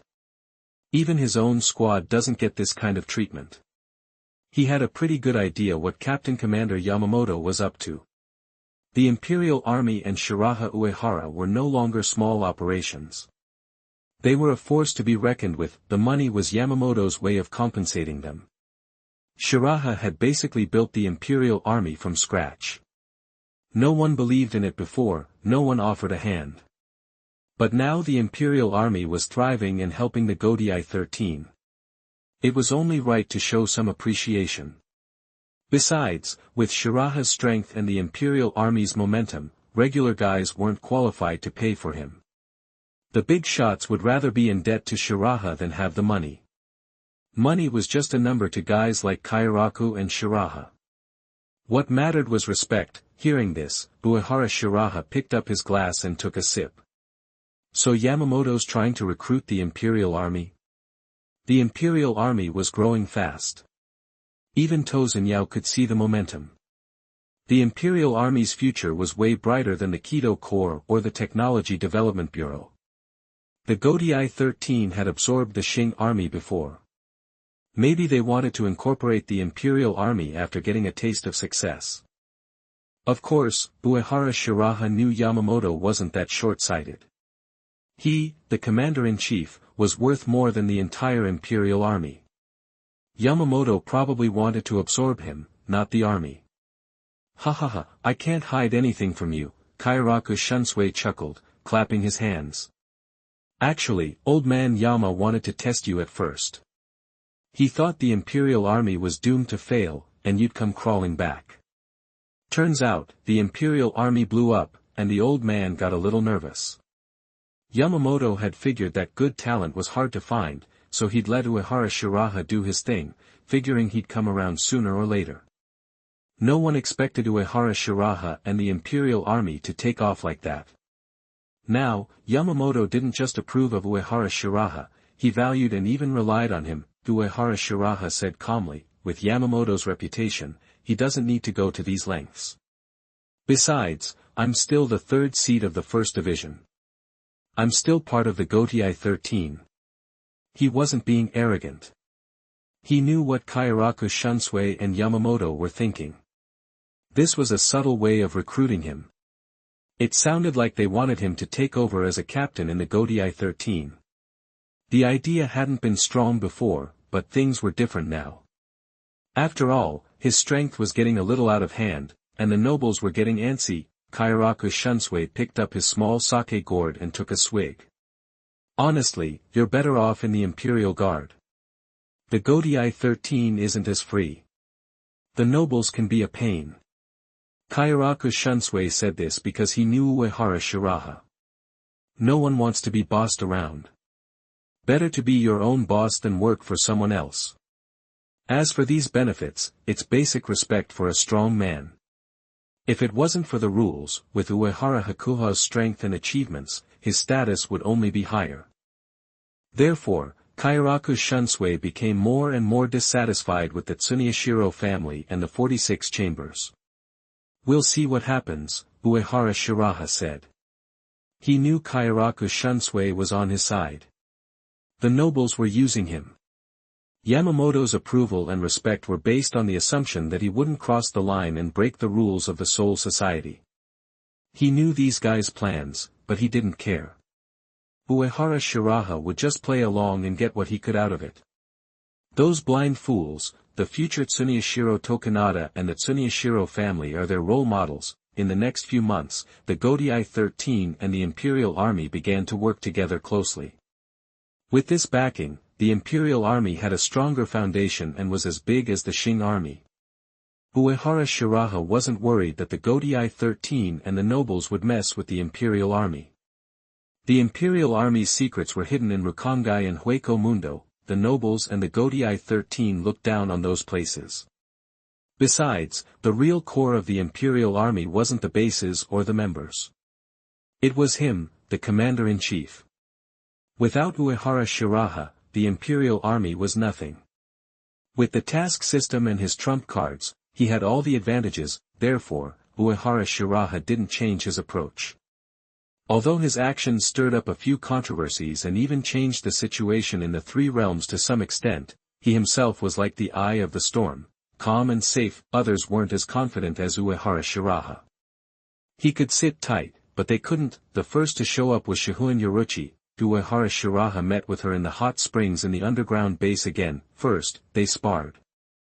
This time, Uehara Shiraha agreed to only use flash step and hand-to-hand combat. With observation haki and the almighty barrier, even if he only used hand-to-hand combat and flash step, he would be a threat to even a machine.Captain level master. If he activated the second stage of Bankai and added the power of the Mind Stone, he could beat a Transcendent easily. So, he didn't need to take Yoruchi, a senior captain, too seriously. This time, Shihoin Yoruchi was confident and believed she could win. After a few rounds of fighting, the fabric on her back ripped apart, and the spiritual energy pouring from her shoulders was like a solid substance, as if she had an extra pair of wings. She had suffered too much at the hands of Uehara Shiraha. To get even, she hadn't been idle. She had been working hard to develop her unique skills. Now, she finally had. Shihoin Yoruchi said proudly, "Hee. Bet you didn't see that coming. This is my ultimate move, Shunko. Now my hand-to-hand combat and speed are infused with the power of Kido. You better watch out, because Shunko is so powerful, I can't just use it whenever I want." With that, her figure flashed, and she charged at Shangyu and Baiyu like a hurricane. The speed, strength, and power have all been improved to a higher level. What a great trick! Uehara Shiraha nodded. A fusion of Hakuto and Kido, Shunko was powerful, stronger than a regular Bankai. After activating Shunko, Shihoin Yoruchi's Hakuto and Flash Step also reached the machine.Captain level. That was a big improvement. The wind-like Yoruchi Shifenjin was even more proud. Of course, we agreed that you'd only use Hakuto and Shuinpa, and not those weird abilities. After her strength skyrocketed, she really thought she had a chance. A master of Flash Step, a master of hand-to-hand combat, and with unique skills. How could she lose this battle? As soon as she finished speaking, Yoruchi Shifenjin flipped in the air, and her straight, slender legs wrapped around Uehara Baiyu's neck. As Yoruchi's legs wrapped around like two spiritual pythons, Uehara Baiyu's figure suddenly vanished. Faced with this change, Yoruchi Shifenjin didn't panic at all. The ghost power behind her burst out, and she suddenly flash-stepped and threw a punch at where Uehara Baiyu had been. Got you! Bang! Yoruchi Shifenjuan's punch was powerful and destructive, but her face changed. She flash-stepped instinctively, and then she saw a huge hand blocking out the sky coming from above. Somehow, Uehara Baiyu had gotten in front of her. He stretched out his right hand. In a flash, Uehara Baiyu's right hand pressed on Shifenjuan Yoruchi's forehead, and he slammed her into the ground. With an astonishing burst of power, Shifenjuan Yoruchi was sent flying like a ragdoll, but she was Shunshin Yoruchi, after all. The moment she landed, she flash-stepped and narrowly avoided the terrible blow. As soon as she left the spot, Uehara Baiyu landed like a god coming down from the sky, kicking the ground to pieces. Spiritual pressure exploded, the earth shook, and the ground cracked. With a boom, a deep gully appeared on the hard ground. Seeing this, Shifenjuan Yoruchi's golden eyes narrowed slightly. If she had been a little slower, she would have been torn apart. But she knew Uehara Baiyu was holding back. Otherwise, she never would have been able to dodge. Was this guy a monster? Even with Shunko, her Shuanbua and Hakuto were still way behind. And he seemed to see through all her moves and thoughts. His Hakuto, Shuanbua, and perception abilities hadn't been this good before, only he could improve so quickly. Chapter 79. You are listening at novelfull.audio. In the heat of the battle, Uehara Baiyu unleashed another kick, sending Shifenjuan Yoruchi scrambling. It was almost comical how she'd worked so hard to develop a special technique, only to use it for a hasty retreat, but Uehara Baiyu was having a blast. Fighting someone strong was exhilarating. He could unleash his full potential, gain valuable experience, and boost his strength. And sparring with a feisty wildcat like Shifenjuan Yoruchi made it even better. Uehara Baiyu was enjoying himself, but Shifenjuan Yoruchi definitely wasn't. Even with her lightning-fast Shunko, she couldn't even graze him. Every time Uehara Baiyu attacked, she had to fight tooth and nail to dodge. This constant brush with danger kept her on edge, forcing her to give it her all. It was obvious this jerk was doing it on purpose. Finally, Shifenjuan Yoruchi threw in the towel. No more. I'm done. Let's just hit the hot springs. That her Shunko boost had worn off. If she kept going, this guy would just keep toying with her. She got bullied without her special moves and she's still getting bullied with them. What a waste. Uehara Baiyu readily agreed, and he and Shihoin Yoruchi headed to the hot springs, ready for some relaxation. The base and its hot springs had undergone a complete makeover. Uehara Baiyu had reinforced the base's barrier, dramatically improving its stealth and security. The hot springs' healing properties were enhanced, its appearance was more luxurious, and soaking in it was even more blissful. In the misty, steamy air, Shihoin Yoruchi luxuriated, her long purple hair fanned out around her. She stretched, revealing her sleek, sexy physique, a treat for Uehara Baiyu's eyes. So, when are you planning to deal with Aizen? Shifenjuan Yoruchi asked, playfully tapping Uehara Baiyu with her toes. Honestly, she'd gotten close to Uehara Baiyu initially to avoid being targeted from all sides. She never expected to fall for him, and she certainly hadn't anticipated his strength and influence to skyrocket so quickly. It was like overnight, this man had transformed into a titan. Uehara Baiyu grabbed the offending foot and toyed with it, remaining silent. He was all about enjoying the perks without any commitment. Yoruchi Shihoin, feeling warm and languid, was speechless. This guy was a total freeloader, always taking advantage without putting in the work. Yet, she instinctively leaned her hot body closer. 2 hours later, a refreshed Yoruchi Shihoin revisited the topic, urging Hakuba Uehara to join forces against Aizen. She'd spent years searching for Aizen's weaknesses, but neither she nor Kisuke Urahara could find any, so, Yoruchi Shihoin believed it would take a devil to beat a devil. Only the equally enigmatic Hakuba Uehara could take down Aizen.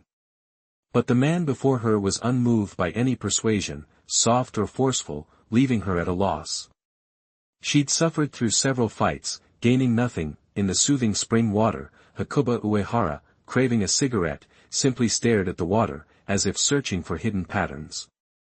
Mr. Uehara Baiyu, you're not really that ruthless, are you? Shifenjuan Yoruchi, frustrated by Uehara Baiyu's pretense, was getting riled up. She bared her figurative cat claws, ready to pounce. What's the rush? Uehara Baiyu said casually. You know Aizen isn't a pushover. Besides, today's enemy might be tomorrow's ally.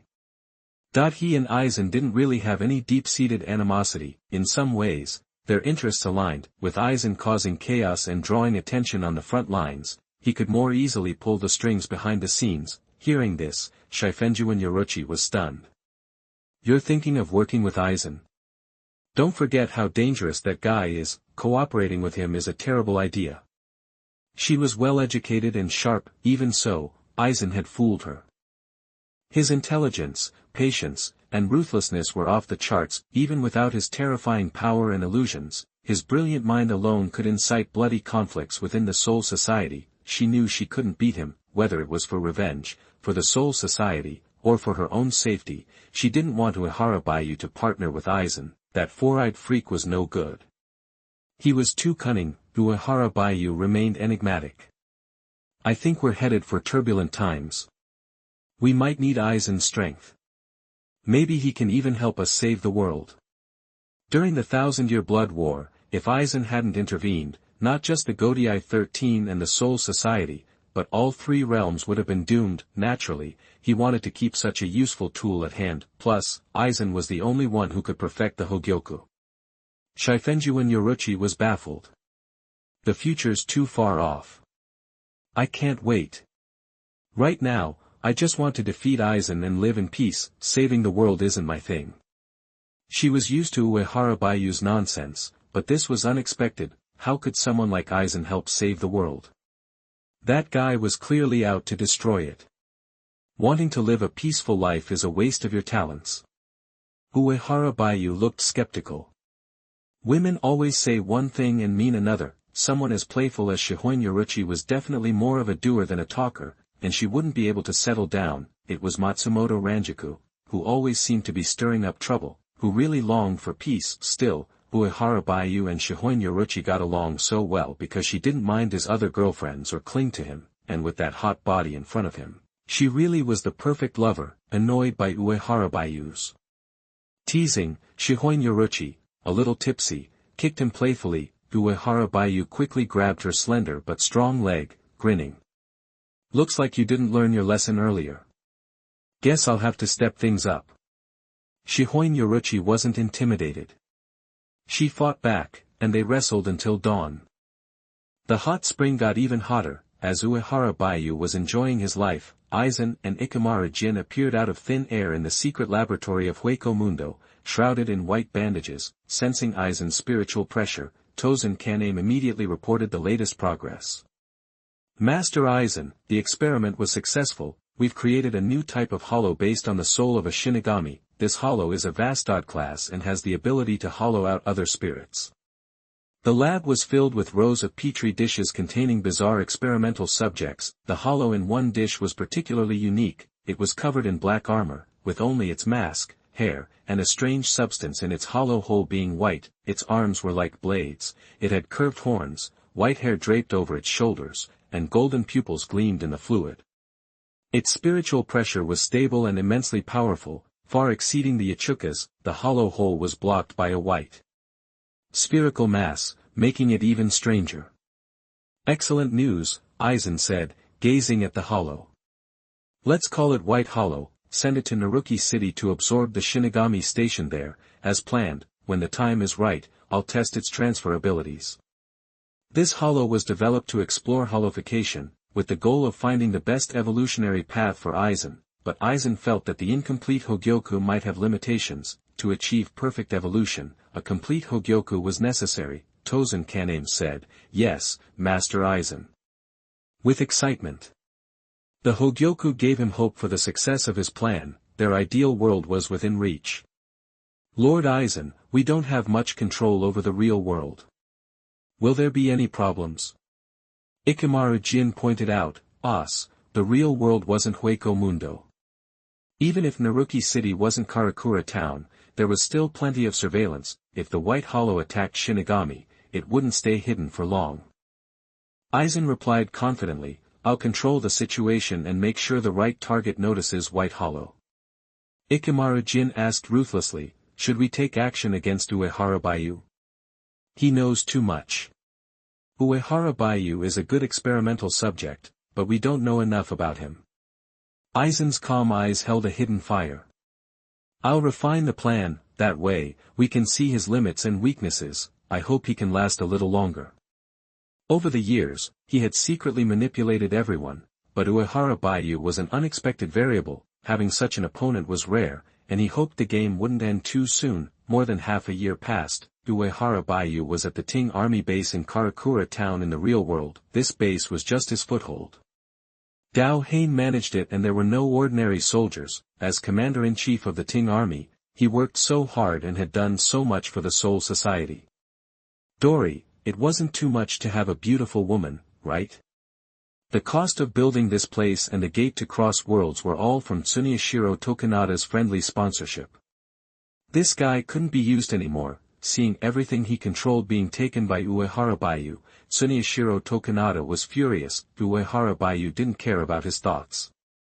A dying man's thoughts were useless, however. He had a lot of plans for Michi Hain. She had potential and loyalty. He would train this perfect tool well. Uehara Bayou wasn't worried about psychological problems. He didn't need to do much, just a little training, and he could make Dao Hain beat only for him, if he wanted to exercise and release stress. Uehara Bayou preferred to have skills and communicate harmoniously with Yoruchi, Matsumoto Ranjaku, and many other courtesans. Ripe peaches were the most tempting, plump and juicy, very moist. But if you wanted to experience the fun of cultivation, Dao Hain was the best choice. In the base, the girl had short blue hair and big black eyes with clarity that wasn't polluted. At this time, Dao Hain was looking at Uehara Bayou, not knowing that she had fallen into the hands of the big bad wolf. She looked like a robot waiting for the master to give orders, delicate, beautiful but without her own heart. It was much better than when Uehara Bayou discovered her. At least there wasn't any confusion and death in her eyes. Uehara Bayou nodded.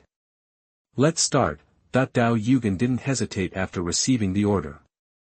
She waved her hands and turned into spirit particles and disappeared. Compared with a few years ago, she was more mature and powerful. The next moment, Dao Yugen came in front of Uehara Bayou and waved her hands again, and many spirit particles flew out. When these spirit particles came in front of Uehara Bayou, they changed their form and turned into sharp blades. For a moment, many sharp blades shot toward Uehara Bayou. The speed can be faster. Uehara Bayou had no intention of dodging. This move couldn't even break his defense. The sharp blades shattered when they touched him, as if they had hit an indestructible barrier. Dao Yugen tilted her head and looked at the scene with confusion. Her perception ability was good, but she couldn't see what was blocking the blades. At this moment, she activated her full bring ability, and turned into a spirit particle and hid to the side. When her figure disappeared, Uehara Bayou had already punched her. It was an ordinary punch, but it had destructive power. The spiritual pressure on his fist could easily tear apart the captain's ability and defense. He only used 1/10 of his strength. This is the transformation of the 1,000-year-old captain-level Zanquanguazu, which makes his seemingly ordinary punches and kicks have great power. However, the moment he punched, he knew that he would miss, and he predicted Dao Yugen's next move. If he continued to chase, he could seize the flaws in her body and give a fatal blow. Of course, Uehara Bayou wouldn't do this. After all, it was just a sparring match. Dohain is not Luffy. It doesn't matter how he is beaten. Moreover, the more serious the injury, the faster his strength will increase. Therefore, Uehara Bayou suddenly condensed his body, and waited until Dohain's body condensed before continuing to attack the opponent. With a breathing time, Dohain also activated his magical ability. While dodging, he also began to counterattack according to Uehara Bayou's previous instructions. After a sparring match, Uehara Bayou nodded. As expected of the carrier of the Soul King parts, Dohain has potential. After this period of training, Dohain has combat power of an ordinary Shinigami captain. The reason why her strength has improved so quickly is that she was taught by Uehara Bayou, and that the Soul King organ itself is a cheat. With the blessing of the power of the Soul King, Hain's soul particle conversion ability can break the racial restrictions and advance to an incredible realm. Generally, a Fullbringer relies on a unique ability brought by the Fullbring to fight. However, Dohain has a combat power that exceeds that of an ordinary Shinigami captain with just basic abilities. Moreover, under the oppression of his spiritual pressure and soul particle bombardment, the opponent can still advance and retreat freely, which is already very rare. It can only be said that it is worthy of the power of the Soul King. Chapter 80. You are listening at novelfull.audio. On the other hand, it shows she's been a good girl and practiced exactly as I told her to. Uehara Bayou, thinking this, pulled a prepared meal from his subspace storage with a smile. Not bad, looks like you haven't been slacking off. Here's your reward. Just following orders, sir, Dao Yugen replied, seemingly unaffected by the praise, though the corners of her mouth turned upward a bit, when she saw Uehara Baiyu pull out the fancy lunchbox and set out the delicious food. Her eyes widened. The maids back home had made all this, even though it was just a regular meal for Uehara Baiyu. Every dish was a delicacy. Ordinary folks, or even regular nobles, couldn't afford this. Some of the ingredients were exclusive to Hueco Mundo, and everything from Hueco Mundo was a court army monopoly. Basically, you couldn't buy it, no matter how much money you had. Dao Yugen expertly uncorked the bottle and poured Uehara Baiyu some wine, picked up some dishes, squinted, and started digging in. Uehara Baiyu slowly savored his food and wine, taking in the view. Among the women he knew, Ise Nanao had perfect manners. She ate slowly, with grace, always in control. Kuchiki Rukia and Hinamori Momo were quiet eaters, no frills. Matsumoto Ranjaku only cared about the booze. After a few drinks, she'd start messing with Uehara Baiyu, which wasn't exactly enjoyable. The real noble lady, Shihuan Yoruchi, was the most over-the-top eater. She practically inhaled her food. Maybe it was because she burned so many calories when she was with him, but Dao Yugen was laid back. Besides occasionally fixing Uehara Baiyu a plate, she just kept her head down and ate like there was no tomorrow. The girl's pale cheeks puffed out like a chipmunk. Right now, Dao Yugen didn't have a trace of the elegance or composure she'd have as a future leader, just pure cuteness. Still, you could catch glimpses of her overwhelming future beauty in her figure and features. Like in the manga, this girl was clearly a gourmet who couldn't resist good food. And every dish was prepared by a skilled chef, packed with nutrients and spirit particles, delicious and power-boosting. Uehara Baiyu couldn't have been happier with his easy-to-please lost lamb. A little food kept her devoted. Such a bang for his buck. Only problem was, she was maybe too easy to fool. Letting her go now made him uneasy. Guess I'll keep her around for a bit. Just then, Uehara Baiyu got a system notification.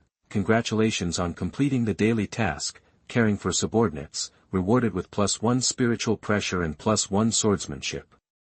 In an instant, his spiritual pressure spiked, putting first-class spiritual power within reach. As for his swordsmanship, already at a level rivaling a captain from 1,000 years ago, it steadily advanced, passing what should be the limits of ordinary soul reapers. Of course, with the system, he could break all his limits, and the limits of soul reapers in general.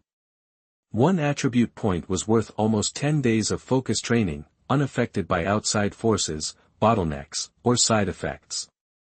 Now that his strength was on par with a captain from 1,000 years ago, the bonus effect of his attribute points was also enhanced, almost like 10 years of hard work for an average soul reaper. A month of dedicated training for a captain-level soul reaper from 1,000 years ago didn't equal 1 attribute point for him. Plus, Uehara Baiyu could complete daily tasks and get attribute points while enjoying life. Being able to get stronger while lazing around. Couldn't ask for more. In the 10th Division barracks, Captain Shiba Ishin was praising Hitsugaya Toshiro for his hard work. Toshiro, you're so dependable, doing all the work yourself. He then gave Toshiro a high five. Captain, you're always goofing off. It's putting too much pressure on Toshiro. If this keeps up, he might never grow any taller. Matsumoto Ranjaku, the 10th Division's lieutenant, said with a sly grin. She didn't think a lieutenant should have to share heavy workloads with the captain. She barely had time to drink as it was, so where would she find the time to work? She'd rather spend the time having fun with Uehara Shiraha. Shiba Ishin laughed. It's all good. Toshiro's a natural, he could take over my job as captain today, no problem. Hold on. Matsumoto Ranjaku was unwilling. Even if you get kicked out of the captain position for laziness and corruption, according to the rankings, I'm still next in line, right? That she didn't actually care about being captain. She wasn't qualified to begin with, since she hadn't even mastered Bankai. She was just joking to lighten the mood. Toshiro said seriously, I'm already familiar with the position, and my Bankai is coming along great. I could take over as captain today, no problem. With Uehara Baiyu setting the example, he was increasingly focused on mastering Bankai and making obvious progress. Uehara Baiyu broadened the horizons of many soul reapers, sparked their ambition, and turned the Godii 13 into a cutthroat competition. Of course, that didn't apply to the slackers, Shiba Ishin and Matsumoto Ranjaku, even though Toshiro looked like an elementary school kid. He had a calm demeanor and was very patient. He was probably the most reliable of the three. Shiba Ishin laughed.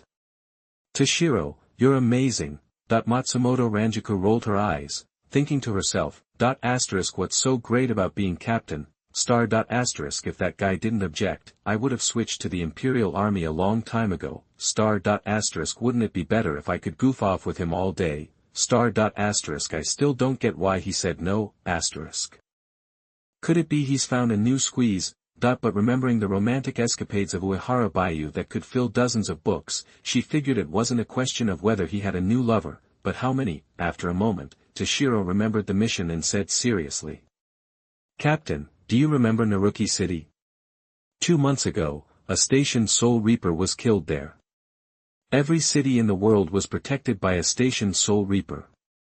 Yeah, I remember. Medium-sized city in the human world. Should be near Karakura town, Shiba Ishin replied, his expression turning serious. Aside from spirit-rich areas like Karakura town, Soul Reapers on duty rarely faced danger, but he remembered the incident in Naruki City. Accidents were rare but still happened. The Soul Reaper had just been unlucky. As he was thinking, Toshiro pulled out the latest report. We just got this. 2 more Soul Reapers were killed last month, also in Naruki City. Shiba Ishin looked shocked and quickly grabbed the report. Seeing the 2 names marked as deceased, anger surged in his chest. He quickly calmed down. After deciding what to do, Shiba Ishin walked out quickly without looking back. I've got something to take care of. I'll probably be back the day after tomorrow. Take care of tomorrow's work. His tone was relaxed, but Toshiro and Matsumoto Ranjaku could hear the resolve hidden in his words. Matsumoto Ranjaku felt uneasy. You sure it's okay for the captain to go alone? Any enemy capable of causing 3 tragedies without a trace was no pushover. Regular hollows, even powerful ones, couldn't pull something like that. Captain made this decision because he didn't want us to take risks, Toshiro said, looking disappointed. He just wasn't strong enough. If he had half the strength of Commander Uehara, he wouldn't be so helpless. Right now, Hitsugaya Toshiro was desperately craving strength. As night fell, Uehara Shiraha and Michi Hain were walking down the streets of Karakura town. Or, more precisely, Uehara Shiraha was walking in front, with Michi Hain following closely behind. She didn't ask where they were going, or why they were here. She just followed Uehara Shiraha. Michi Hain's beauty and perfect figure drew a lot of stares, but nobody noticed Shiraha Uehara next to Michi Hain. It's going to rain. Uehara Baiyu suddenly said, sensing the heavy atmosphere and hidden bloodlust. He looked up at the crescent moon. A dark cloud was slowly rolling in, about to blot out the sky. He could feel he had come to the right place today. Something big was about to happen. Yes, sir. Dugain didn't care about the weather, the people around her, or even the world. All she cared about was food and Uehara Baiyu. Whatever Uehara Baiyu said went. Uehara Baiyu took Dugain to a park. They sat on a bench. As the rain started to pour, Uehara Baiyu erected a barrier to block the rain and cut them off from the outside world. He casually put his right hand on Dao Yugen's soft and ample thigh, starting to explore. Even though she was used to it and even enjoyed it, Dao Yugen still squirmed, feeling awkward. Her expression was cold, like a porcelain doll, but her eyes clouded over, and her body started to soften and heat up, like a lump of clay. Thinking of the couples they had passed on the street, she had an idea and slowly snuggled into Uehara Baiyu's arms. As Uehara Baiyu fondled her legs, he held her soft body close, thinking to himself, next time, I should buy her some black stockings. It'd be a crime not to use those legs on a motorcycle. The girl was well developed, with curves in all the right places. She was entirely devoted to Uehara Baiyu. He could ask anything of her, and she wouldn't refuse. But he wasn't in a rush. He wanted to take his time and enjoy the thrill of watching her blossom. Just then, Uehara Baiyu's senses flared, and he spread his observation haki, taking in the scene in the distance. My lord. Dohain, in Uehara Baiyu's arms, also sensed strange spiritual pressure nearby. She stiffened, sensing the violent, terrifying, and abnormal pressure of a hollow, a really strong hollow. Dohain looked rattled. Her father had always told her that there were hollows outside, and that she would die if she went out. Dohane had an instinctive fear of hollows, especially strong ones. Uehara said calmly, "It's okay. I'll take care of everything." He held the girl tighter. Uehara's calm words were incredibly powerful. Hearing his voice steadied Michihane's breathing. The fear and anxiety that had been buried deep in her heart were replaced by a comforting sense of security. As long as he was around, she didn't need to be afraid, didn't need to worry, just needed to obey orders. Feeling the graceful body in his arms relax, Uehara Shiraha gently patted the girl's soft body, then focused his haki on the battlefield in Naruki City. In the sky above Naruki City, the captain of the 10th Division, Shiba Ishin, was swinging his Shirkai Zanpakuto, fighting a ridiculously strong hollow. On the ground, the bodies of 2 soul reapers had been neatly cut open, the blood barely diluted by the downpour. Shiba Ishin had already activated his Shirkai, his Zanpakuto was wrapped in scorching flames. Every swing was like a blazing inferno, and he could control the flames to burn his enemy, but even so, he couldn't do anything against the Vastard-level hollow in front of him. Unlike ordinary hollows, this one wasn't just a top-tier hollow. It also had fighting skills similar to a soul reaper. Uehara also focused his attention on the terrifying hollow with its wild aura and blood-red eyes. Beyond the violent spiritual pressure and overwhelming presence, the most noticeable thing about this hollow was the void in its chest. The void was filled with a mass of red flesh, which looked weird. Even the Arankar didn't look like this. And this hollow's spiritual pressure was more chaotic and distorted than an Arankar's. Seeing the bull-headed hollow with a black body, white hair, and a stark white mask, Uehara sighed in his heart. Kyobaku. Looks like the protagonist who starts at maximum level is about to be born. The Bleach plot is about to kick off. The gears of fate had begun to turn. Ichigo Kurosaki, the protagonist of Bleach, was born because of this battle. This was the beginning of everything, and Kyobaku was the key figure throughout the entire series. Uehara Shiraha knew that Kyobaku was no ordinary Vastode. It had amazing potential. This guy was a product of the lab, starting life as a Vastode. Plus, this hollow had the ability to devour other spirits, and could even grow stronger by eating soul reapers. After death, Kyobaku could transfer through the unknown substance in the hollow hole. This was a hollow with the powers of both hollows and soul reapers. A natural transcendent, like Jinta and Xiaoyu, the future Soul King candidates, but still far behind the natural pseudo-Soul King level powerhouses. Ichigo Kurosaki and Hikone Abuken, watching Shiba Ishin fight the White Shadow. Uehara Shiraha had a realization. The White Shadow structure was similar to that of the Zanpakuto Asachi, both compressed from the souls of many soul reapers.